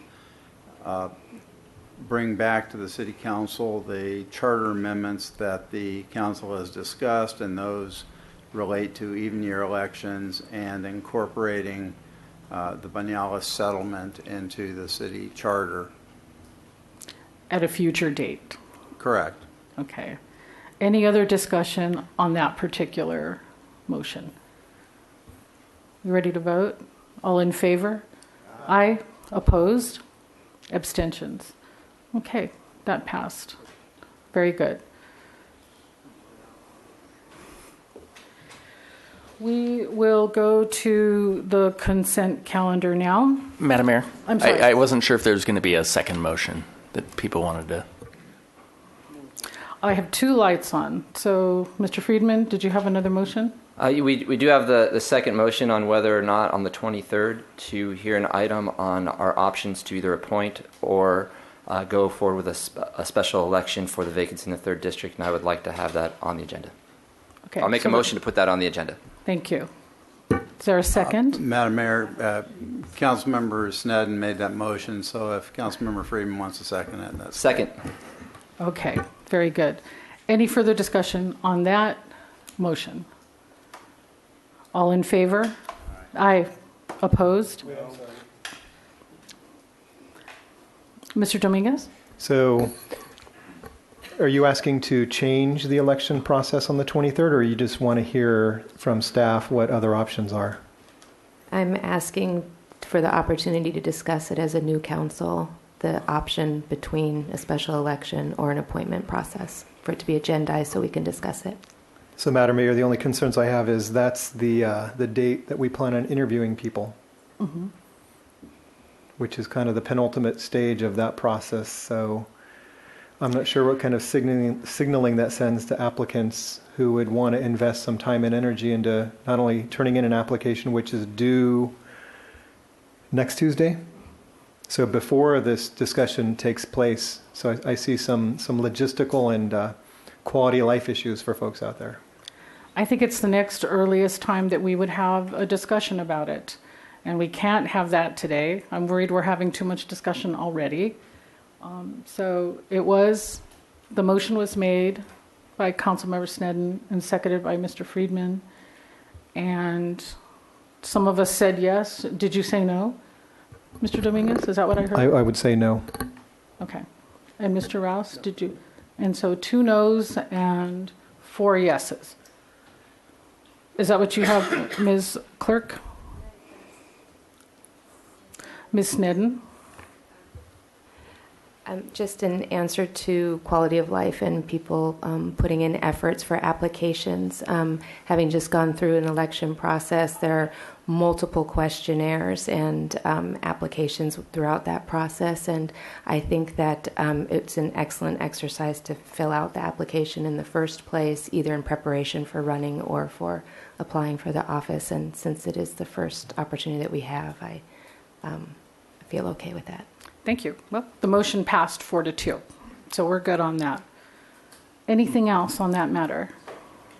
Okay, so we will go to the consent calendar. And Madam Clerk, I think there's some items to read.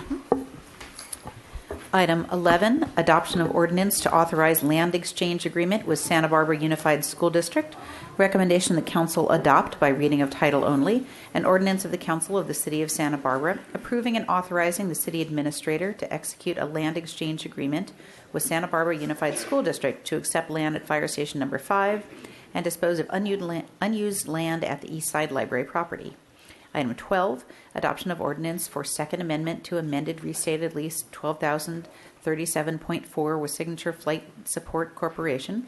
Recommendation that council adopt by reading of title only an ordinance of the council of the city of Santa Barbara approving an amendment to amended restated lease number 12,037.4 between the city and Signature Flight Support Santa Barbara Inc., a California corporation, amending term rent surrender holding over Federal Aviation Administration requirements, adding Title VI list of non-discrimination acts and authorities, and certified access to take effect upon the effective date of the ordinance. Item 13, adoption of ordinance for third amendment to amended lease number 21,267.3 with Mercury Air Center Santa Barbara, Inc., DBA Atlantic Aviation. Recommendation the council adopt by reading of title only an ordinance of the council of the city of Santa Barbara approving an amendment to amended lease number 21,267.3 between the city and Mercury Air Center Santa Barbara, Inc., DBA Atlantic Aviation, a California corporation, amending premises, term, rent, surrender, holding over, Federal Aviation Administration requirements, adding Title VI list of non-discrimination acts and authorities, and certified access to take effect upon the effective date of the ordinance. Item 14, adoption of ordinances approving 2017 through 2019 Supervisors Bargaining Unit Memorandum of Understanding and Management Salary Plans for fiscal years 2018 and 2019.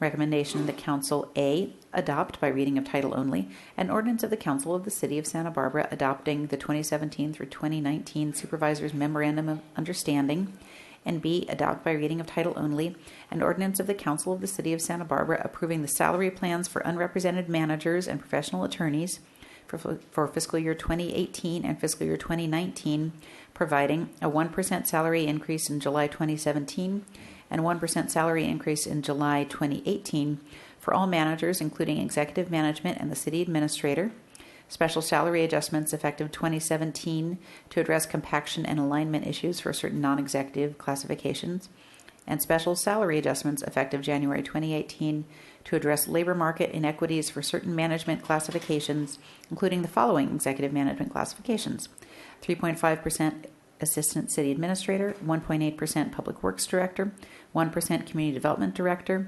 8.1% Parks and Recreation Director, 11.7% Library Director, and 9.9% Administrative Services Director. Item 15, Santa Barbara Airport Master Plan Adoption. Recommendation the council adopt by reading of title only an ordinance of the council of the city of Santa Barbara amending Title 29 of the Santa Barbara Municipal Code to amend the airport zoning map to change the boundaries of the Goleta Slough Reserve Zone and Specific Plan Number 6 Airport Industrial Area in order to implement the Airport Master Plan. And item 16, Downtown Organization Annual Assessment Report for 2018 and intention to levy. Recommendation that Council A, approve the Downtown and Old Town Business Improvement District Annual Assessment Report for 2018, and B, adopt by reading of title only a resolution of the Council of the City of Santa Barbara declaring Council's intention to levy Downtown Business Improvement District and Old Town Business Improvement District assessment rates for 2018 at a public hearing to be held on February 13th, 2018 at 2:00 p.m. Thank you. We have public comment on item number 14, which you read. Pete Del Bello. Michael Miranda, you say here, I yield my time to, but then you don't put Mr. Del Bello's name. I'm assuming you giving your time to him? All right. And Mr. Gallegos. Okay, you have up to 6 minutes. Okay, Madam Mayor and City Council, as you know, my name is Pete Del Bello.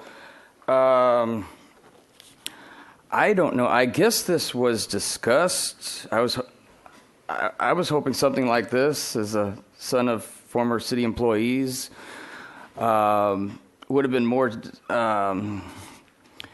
Wouldn't be on the consent calendar, but would have been more discussed openly concerning its raises to salaries. And even though I know many of the city employees that are naturally hoping to get raises. But I look at the whole picture concerning our budget. We already have, like many cities, a pension liability. We're in the hole, and the city's talking about raises. The fact that this is trying to be pushed through with the consent calendar is institutional corruption, as far as I'm concerned. And I know that. Nobody wants to look the other way, but there's a problem here. And, it's like my father, who was an accountant, he'd always say that, sure, we always wish there's more money, but we have to prioritize. It's about prioritize. So, and we always hear there's no money for other services, but apparently we're looking at raises. There's a lot we could be using that money for. We could, like $30,000 for a special election. Money could be going to Franceschi Park. I can go On and on. You know, sidewalks on Milpas are getting raises. You know, you're worrying about the wrong raises. I took some pictures here, and I don't know. I see a lot of these raises of sidewalks, and you know, there was almost, it's a legal concern right here, and I got a whole bunch of them here, and my printer's so upset it printed 2 pictures out. That's how upset it is. And over here by the Milpas roundabout, I saw two homeless people, and they appeared to be sober, but one of them tripped on this. Fortunately, they didn't fall down, but you know, we have to be careful. We have to be careful. This one over here is right in front of the Med Center on Milpas, of all places. Oh, well, I guess if you're going to fall, that's where to fall. And you know, the east side and west side have areas that do not have proper infill, sidewalk, ADA access, ramps, and yet you want to give raises. You know, like I say, I know so many city employees, and so many of them do good work. And I know the cost of living is high here, but we have to remember, like I used to tell my father, I'd give him a bad time and say, well, you know, you work for the city, and I'd give him a bad time, something, you know, and he had been long retired, and he said, yes, I work for the city, but I really work for the taxpayer. And I always remembered that, and that's what I got to remember. We're working for the taxpayer. Let's keep that in mind. Thank you for your time and kind attention. Thank you. Would any council members like to pull any of the consent items or discuss them? No. Mr. Hart. I'll move approval of the consent calendar. Very good. If there's no further objection, we will waive further reading. All in favor of approving the consent calendar? Aye. Any opposition? No. Very good. Okay. So next item, Madam Clerk. Item 22, subject Thomas Fire update.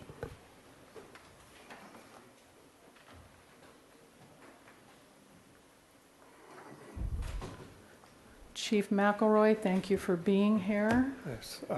Whenever you're ready. Good afternoon, Madam Mayor, council members.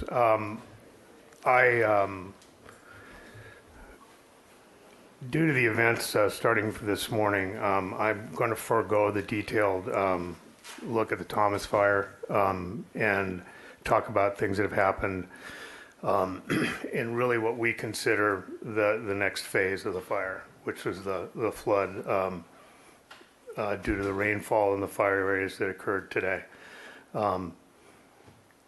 Until early this morning, and actually still, the Thomas Fire is still an active incident.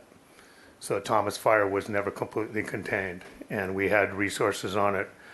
We still have resources on it.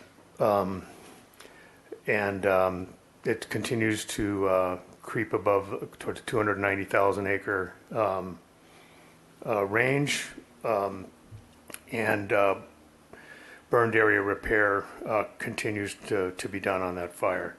At about after midnight tonight, we had an increase in our rain, and it really peaked starting at about 3:30 this morning. Our local Type 3 incident management team had been planning for this, and this incident management team is made up of people from all the jurisdictions in our operational area, and that's local, federal, county, and law enforcement and fire. So we had put in place a plan to start sectoring what we anticipated to be the flood areas in advance, set up logistical support, and put in place an evacuation plan that included a mandatory and voluntary evacuation area. This morning at about 4 a.m. we started getting calls, and the anticipated high rainfall in the upper drainages started reaching the populated areas of the southwestern part of Santa Barbara County. At this, I want to throw some facts that we know out this morning. I just came from a meeting at the Incident Command Post. The Type 3 team is going to be turning over the incident to a California Type 1 incident management team due to the complexity of the incident and the anticipated long-term duration of this incident. We are currently in a search and rescue mode right now. It's going on as we sit here. Currently, we are at 13 fatalities. We have an unknown amount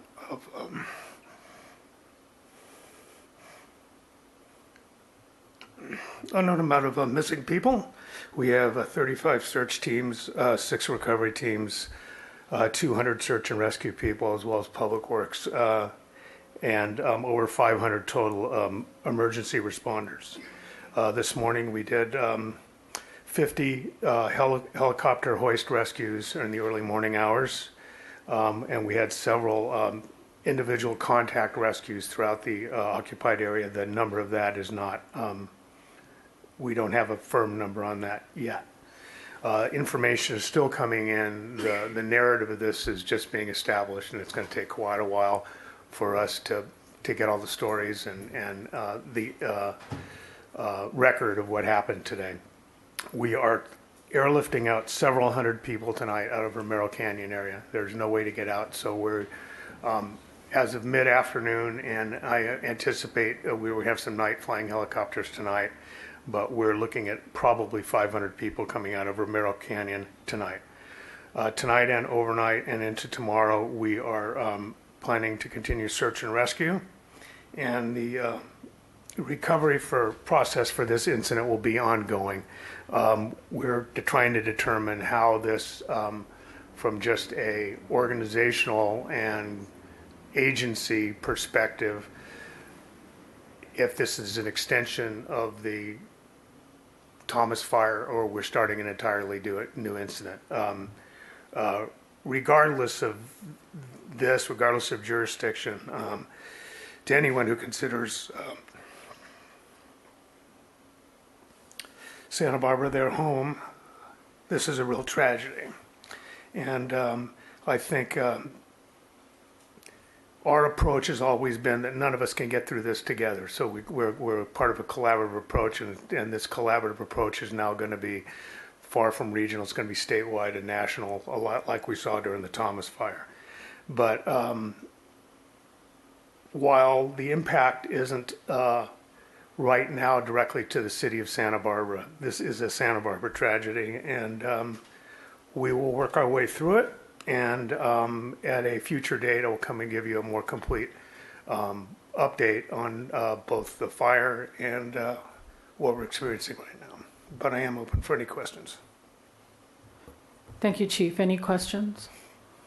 Mr. Hart? I don't have any questions. I just have a comment. We have been severely tested as a community, and the response from first responders and the community during this past month has been extraordinary. This is, as you described, just the continuation of that event in a different form. And I know I speak for everybody that I've come in contact with in the last month, just to offer my thanks and praise for your collective efforts, and the incident response has been extraordinary. We are very fortunate to have such a sophisticated mutual aid system in California. And, it was really interesting. The firefighters that I spoke to and the other responders, said, this isn't our community today, but we know that ultimately you will be there when we need you in our communities. And I think that speaks volumes to the commitment that people made to come here and help us in a really difficult time during the holidays. And as you well said, we're going to come through this. We're going to resolve this and respond with all the resources that are necessary to help people to continue this critical search and rescue moment, and then work on recovery. And just want to thank you for your efforts. Any other questions or comments?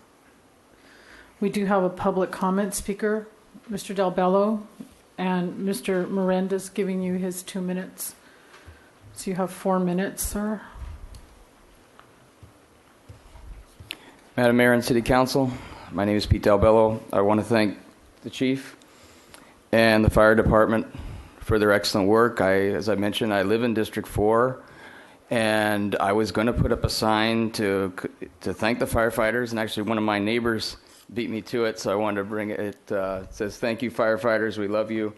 And I really appreciate their good work. I remember the Sycamore Canyon fire in 1977, and when you're a young boy, things like that stay with you, and you see the importance of true heroes. And I actually still have my little matchbox of the fire truck on my desk at home. And, we're going to miss you, Chief. I know you're retiring. We're going to miss you. I mean that from the bottom of my heart. And I know I speak for many that to the firefighters, we love you. And we appreciate the work you do, and I know there's a lot of work still ahead, but I know every day you have our support, our thanks. We can't thank you enough. When I see firefighters, I thank them for their service because it means a great deal for me all the way going back since I was a little boy. So we love you, and thank you for your good work. Thank you so much, Madam Mayor and Council. Thank you. For your time. Denise Adams, please.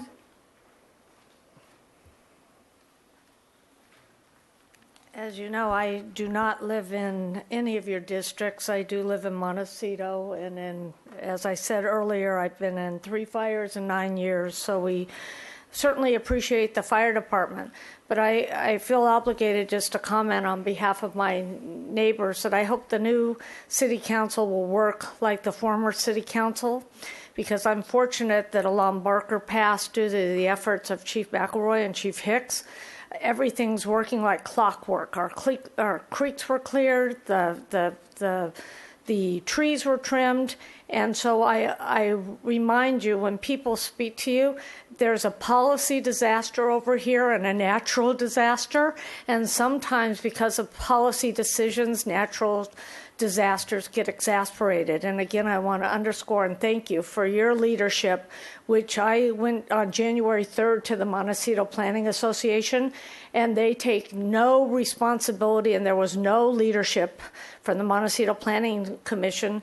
And as a resident of Montecito, we're very confused because they said they were accountable to no one, and we don't know how that interfaces with our Board of Supervisors to get the leadership to do what, again, we know Chief Hicks has had meetings, and insofar as, again, where I live, we're half the road city, half is county, things happened, but it takes leadership. So thank you again for making policy decisions, and we hope, we distinguish between natural disasters, policy disasters, and then when it's a combination of both. Thank you again. Thank you, Ms. Adams. So, Mr. Casey, this item originally was supposed to include information about economic recovery related to the Thomas Fire, so that could be something that we bring back during another update? We could, Madam Mayor. We're happy to answer any questions you might have today. We just didn't feel like it didn't feel like the right time to have those conversations right now. Thank you. Mr. Dominguez? With regarding to the flooding, the evacuation, and road closures, I think most residents have been using the county's website and some of the text messaging services. What else would either you or Chief Lunau recommend in terms of the community staying on top of the latest information? Madam Mayor, Councilman Dominguez, I think right now the county will be the lead agency for a lot of that information. In terms of the incident itself, I think our Type 3 team is, once they turn this over to the Type 1 incident management team, that will be the primary source of information about the ongoing incident that we're in right now. Evacuation information is provided by the county is really solid, and we've provided stuff on the city website as well. But currently, the updates for local residents will be available on the county website. And is there a phone number that people should be calling if they don't have access to the web if power goes out? I don't have it with me right now at my fingertips. Maybe Mr. Casey does. Okay. Chief Lunau reminds me that 211 will get you to that as well. And I just want to make a point too. I think the public's been very appreciative of us as firefighters, and we appreciate that. This is a very collaborative thing. There's the law enforcement people, the public works people, the Santa Barbara, the MTD was shuttling people that were walking out of their neighborhoods today. There's just been such a cross-agency, cross-jurisdiction, collaborative approach to this whole thing that it's something. I said this is a community thing. I don't care if it's Goleta, Santa Barbara, Carpinteria. This is a Santa Barbara thing, and really proud to just be a part of it. And Madam Mayor and Councilmember Dominguez, the county website has a lot of good information on it. countyofsb.org. The phone number they have, there's an information hotline for storm updates, evacuation information, and transportation assistance. It is 805-681-5542. So that's a good number. I will say the county has been staffing the EOC since early December when the fire broke out, and we've been providing assistance to the EOC also with the Joint Information Center. We've had staff assisting them. Amber Anderson was doing a lot of public information work today on behalf of that. And so as Chief McElroy says, it really is a collaborative effort between all our partners. What is the status of the 101, and what are we looking at for tomorrow? Should we start letting people know not to come in, or? Madam Mayor, Councilmember Dominguez, I'm not sure what direction the city is going to take. That's not my lane, but I will tell you that I would not expect the 101 to be open within the next 48 to 72 hours. Okay. Especially, I don't even know what's going on in the Ventura County side of it, but through the Olive Mill interchange is severely impacted. So all of the guardrails on the overpass no longer exist. So once the road's cleared, I think the road's going to have to be looked at. The bridge integrity is going to have to be looked at. So I'm not anticipating anything soon. Thank you. Very good. Mr. Casey, no. Okay. Thank you, Chief. And our Public Works Department, I know, has been busy as well. So thank you, Ms. Bjork. We are rescheduling item number 23 and item 24. Madam Clerk?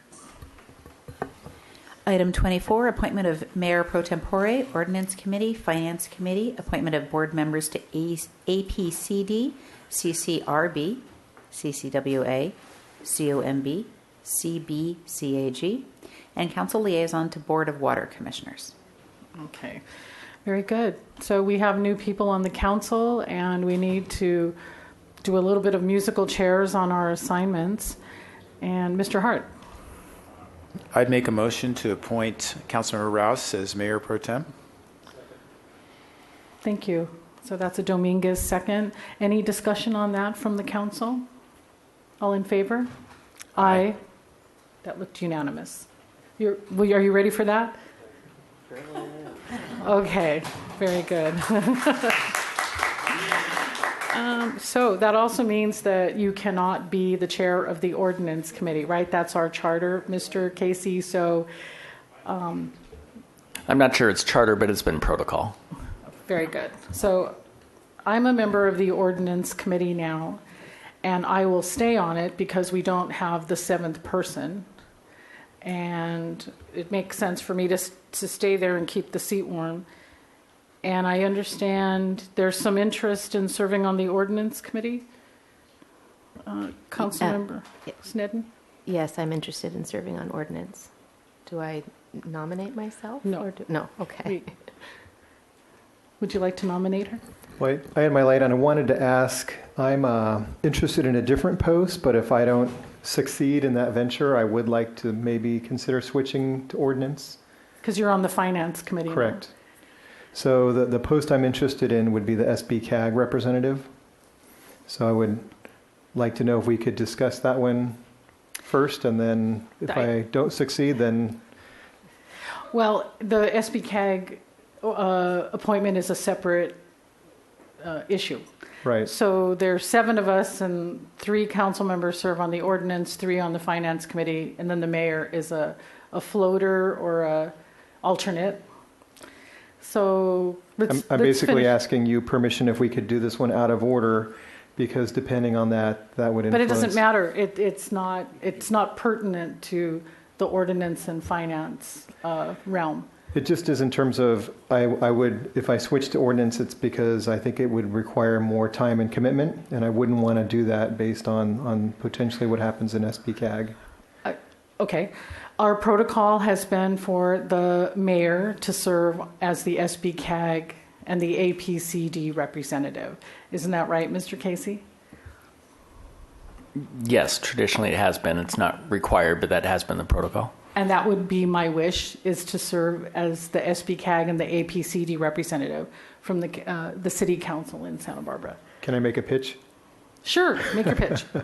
So I want to start by just acknowledging that, as we've seen today, we have a very new, young city council. I'm not sure if it's younger than when Helene Schneider was first elected to city council and Das Williams, but it's fairly young, and we're going to have another 7th member. We don't know if that'll be an experienced or new person. And I'm excited for the opportunity that brings. At the same time, I think it's imperative that the mayor really focus on kind of domestic issues or city issues and help bring the council together and forward. And there's several urgent, important issues to deal with outside of the regional arena. Restoring a vibrant business climate on State Street and other business districts while dealing with public safety issues, dealing with the impacts of the Thomas Fire and floods, coming up with a housing plan to replace the AUD, which has a natural expiration date in a year or so, labor issues, CalPERS, pensions, water issues. There's a lot of hot button topics. So part of the reason I'm volunteering to do this is to support you and allow you to focus on these very local things. And I feel I would be a decent choice because of my experience working with city and county governments. I've been a county attorney. I've been a city attorney. I've done municipal law for nearly 20 years working with city and county governments. I've worked specifically with associations of governments like SBCAGs. I've worked with Stanislaus Council of Governments. I had an office on the same floor as them. Okay. And I worked with the ABAG, the Association of Bay Area Governments, and I worked with the Coachella Valley Association of Governments. Okay. I worked with them on capital infrastructure and housing issues, which are very important to our community too.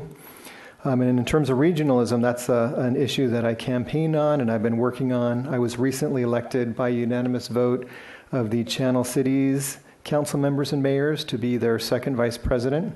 So I really have this niche of regionalism that I'm excited to work on. Right. And, very persuasive arguments.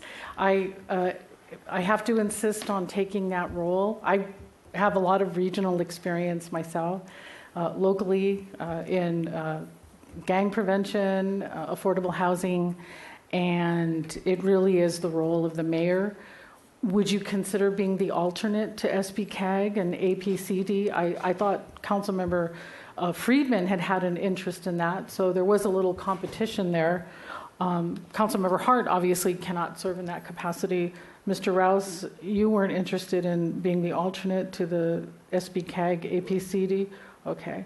So, and anyone else want to weigh in on the well, and the just topic? and one last thing in terms Okay. of the protocol. There's 3 cities now. Almost half the cities don't have their mayor. Carpinteria has Councilmember Al Clark. Goleta has Councilmember Michael Bennett, and then Lompoc has Councilmember James Mosby. So I'm not sure. And those might be cities where the mayorship rotates, and so that would be sort of a different government structure. Mr. Hart, and then Mr. Friedman. Madam Mayor, I'd nominate Mayor Murillo for the SBCAG APCD role and Councilmember Friedman as the alternate. Is there a second for that motion? So, Mr. City Attorney, as a point of order, can Councilmember Hart actually get involved in the SBCAG appointment? That's a hard one. Mr. Hart is a high-level employee of SBCAG. To the extent that the appointment might be supervisorial over his role at SBCAG, there could be a common law conflict concern. There's certainly no financial issue, but if you think about it in terms of appointing one of your own bosses, I think it's not necessarily the safest thing to do. All right, well, then I'll withdraw my motion. In that Very good. respect. We should be circumspect in that matter. So Mr. Friedman had his light Well, on. my light's still been on, and I would make a motion to appoint myself to SPCAG. Is there a second? I'll second. Mr. Friedman. Can you discussion? nominate yourself? I thought we just said you couldn't do that. Okay, so Mr. Kalan says you can nominate yourself.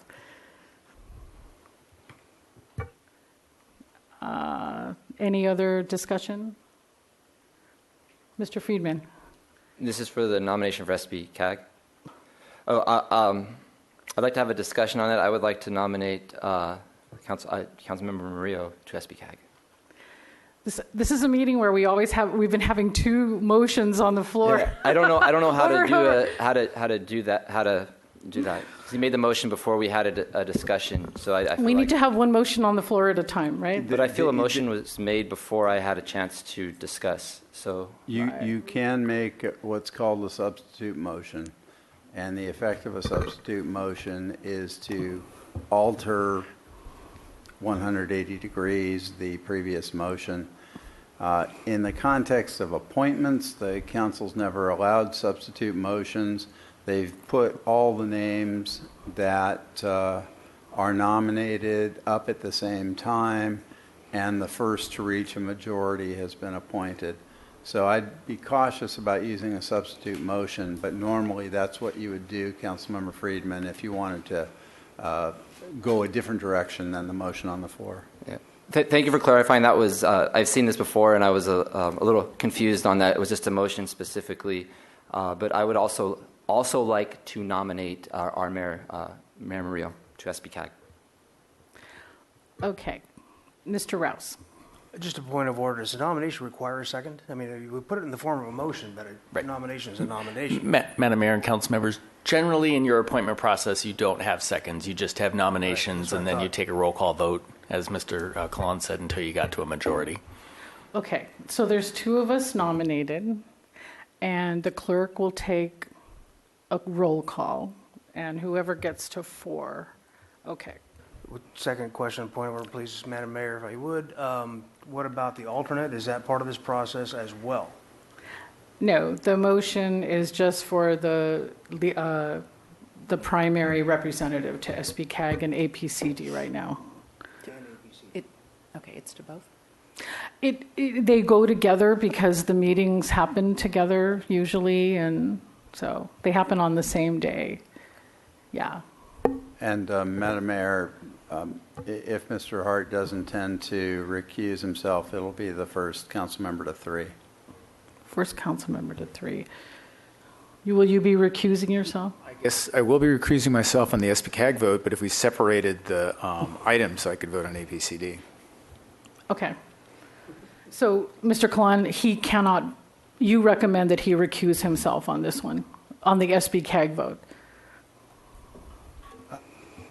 I think that's the safer course of action. Okay. So is it okay with everyone if we separate them? So let's do the SB-CAG representative first. And I'll be voting for myself. Councilmember Friedman. I support Mayor Murillo. Councilmember Dominguez. Mayor Pro Tem Rouse. Councilmember Hart. Councilmember Snedden. I'm sorry, can I ask a question? Did Murillo vote already, or you vote last? At last. Last, okay.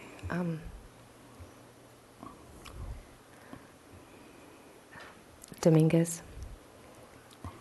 And Mayor Murillo. Murillo.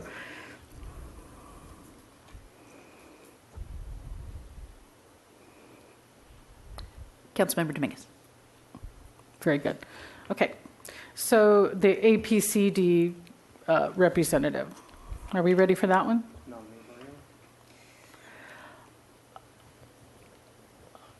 Okay. I'm going to nominate Councilmember Dominguez because generally these two go together.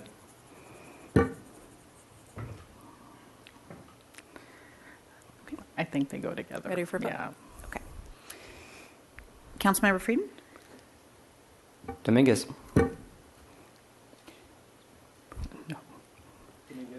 Councilmember Dominguez votes for Councilmember Dominguez. Mayor Pro Tem Rouse?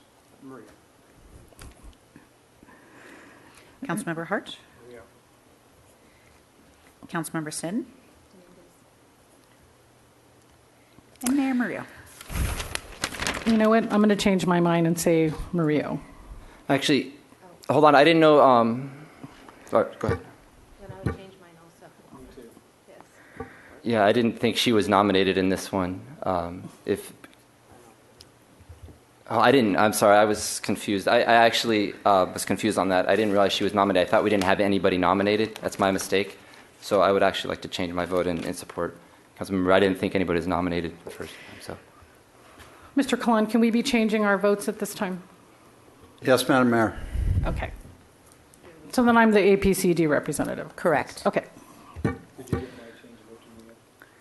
So just to confirm, the votes of council members Friedman, Dominguez, and Sneddon were changed to Mayor Murillo for APCD. Great. Okay. Very good. So now we still have to talk about the Ordinance Committee and the Finance Committee. So you want ordinance, Ms. Sneddon? Yes, please. Greg Hart, you're the chair of the Finance Committee. You and I stay on ordinance. You stay on finance. That makes you want finance. Don't have a choice, and I'm fine with finance. Are you good? By acclamation. Nominate Sneddon for chair of ordinance. Yes. So by acclamation and adding Sneddon as chair of the Ordinance Committee. Yeah, and then I'll leave when we get the new person. So I'll second that. And all in favor? Aye. Yeah, someone has to be the chair, and it can't be me, and it can't be Councilmember Rouse because he's Mayor Pro Tem. So there. Madam Mayor. We're throwing you in the deep end. Madam Mayor. Yes, who needs to speak? Mr. Dominguez. Did we vote for Councilmember Hart as the chair of the finance? If not, think he rolls over. If not, I would nominate him to make it official. Very good. Would you like to second that, Mr. Friedman, since you're on the Finance Committee? Second. By acclamation? Aye. Aye. Okay, so we're good with that. And what's left are the water agencies. CCRB stands for the Kachuma Conservation Release Board. CCWA is the Central Coast Water Authority. COME is the Kachuma Operations and Maintenance Board. And the other water assignment is the council liaison to Water Commission. We're open for nominations. Madam Mayor, my understanding is that Ms. Sneddon has some expertise in some of these fields and has some interest as well. Am I correct? Yes, I'm very interested in CCRB, COME, and the council liaison board for the Water Commission. And are we, Madam Mayor, doing separate nominations or for all these? Are they one bundle? How does this work? We're taking nominations in general. So Ms. Sneddon, you said CCRB and COME? And also the council liaison to the board of the Water Commission. Okay. I thought that Councilmember Friedman was interested in that. Oh, okay. I'm sorry. Eric, did I misunderstand? I think... No, I support the nomination of you for all three of those. Thank you. Okay. And how about the Central Coast Water Authority? And I'm interested in Central Coast Water Authority. And I would like to nominate Eric for the Central Coast Water Authority. Okay. Can we take that vote by acclamation? Very good. All in favor? Aye. Good. So that's settled. Is that everything?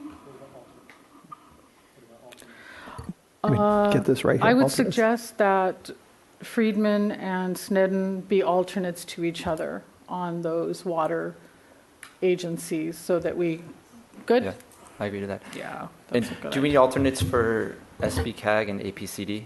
Yes. Councilmember Dominguez, does it make sense that we alternate each other Sure. on those? Can I have a motion for that? So nominated. Okay. All in favor? Aye. Aye. And Councilmember Hart is abstaining. Did we cover them all, Madam Clerk? I think so. Yes. Everybody happy? Yep. Okay. So, Councilmember Committee assignment reports. It's been a long holiday break, and I did attend a meeting convened by the Women's Economic Ventures looking at small business recovery after the Thomas fire. A couple of subcommittees are coming out of that, and I'll report back when we have something to report about various buy local programs and some other activities that we're working on. So any other activities to report? It looks like not. We don't have any closed session. So let's adjourn with a moment of silence for the people who have died in the flooding incident.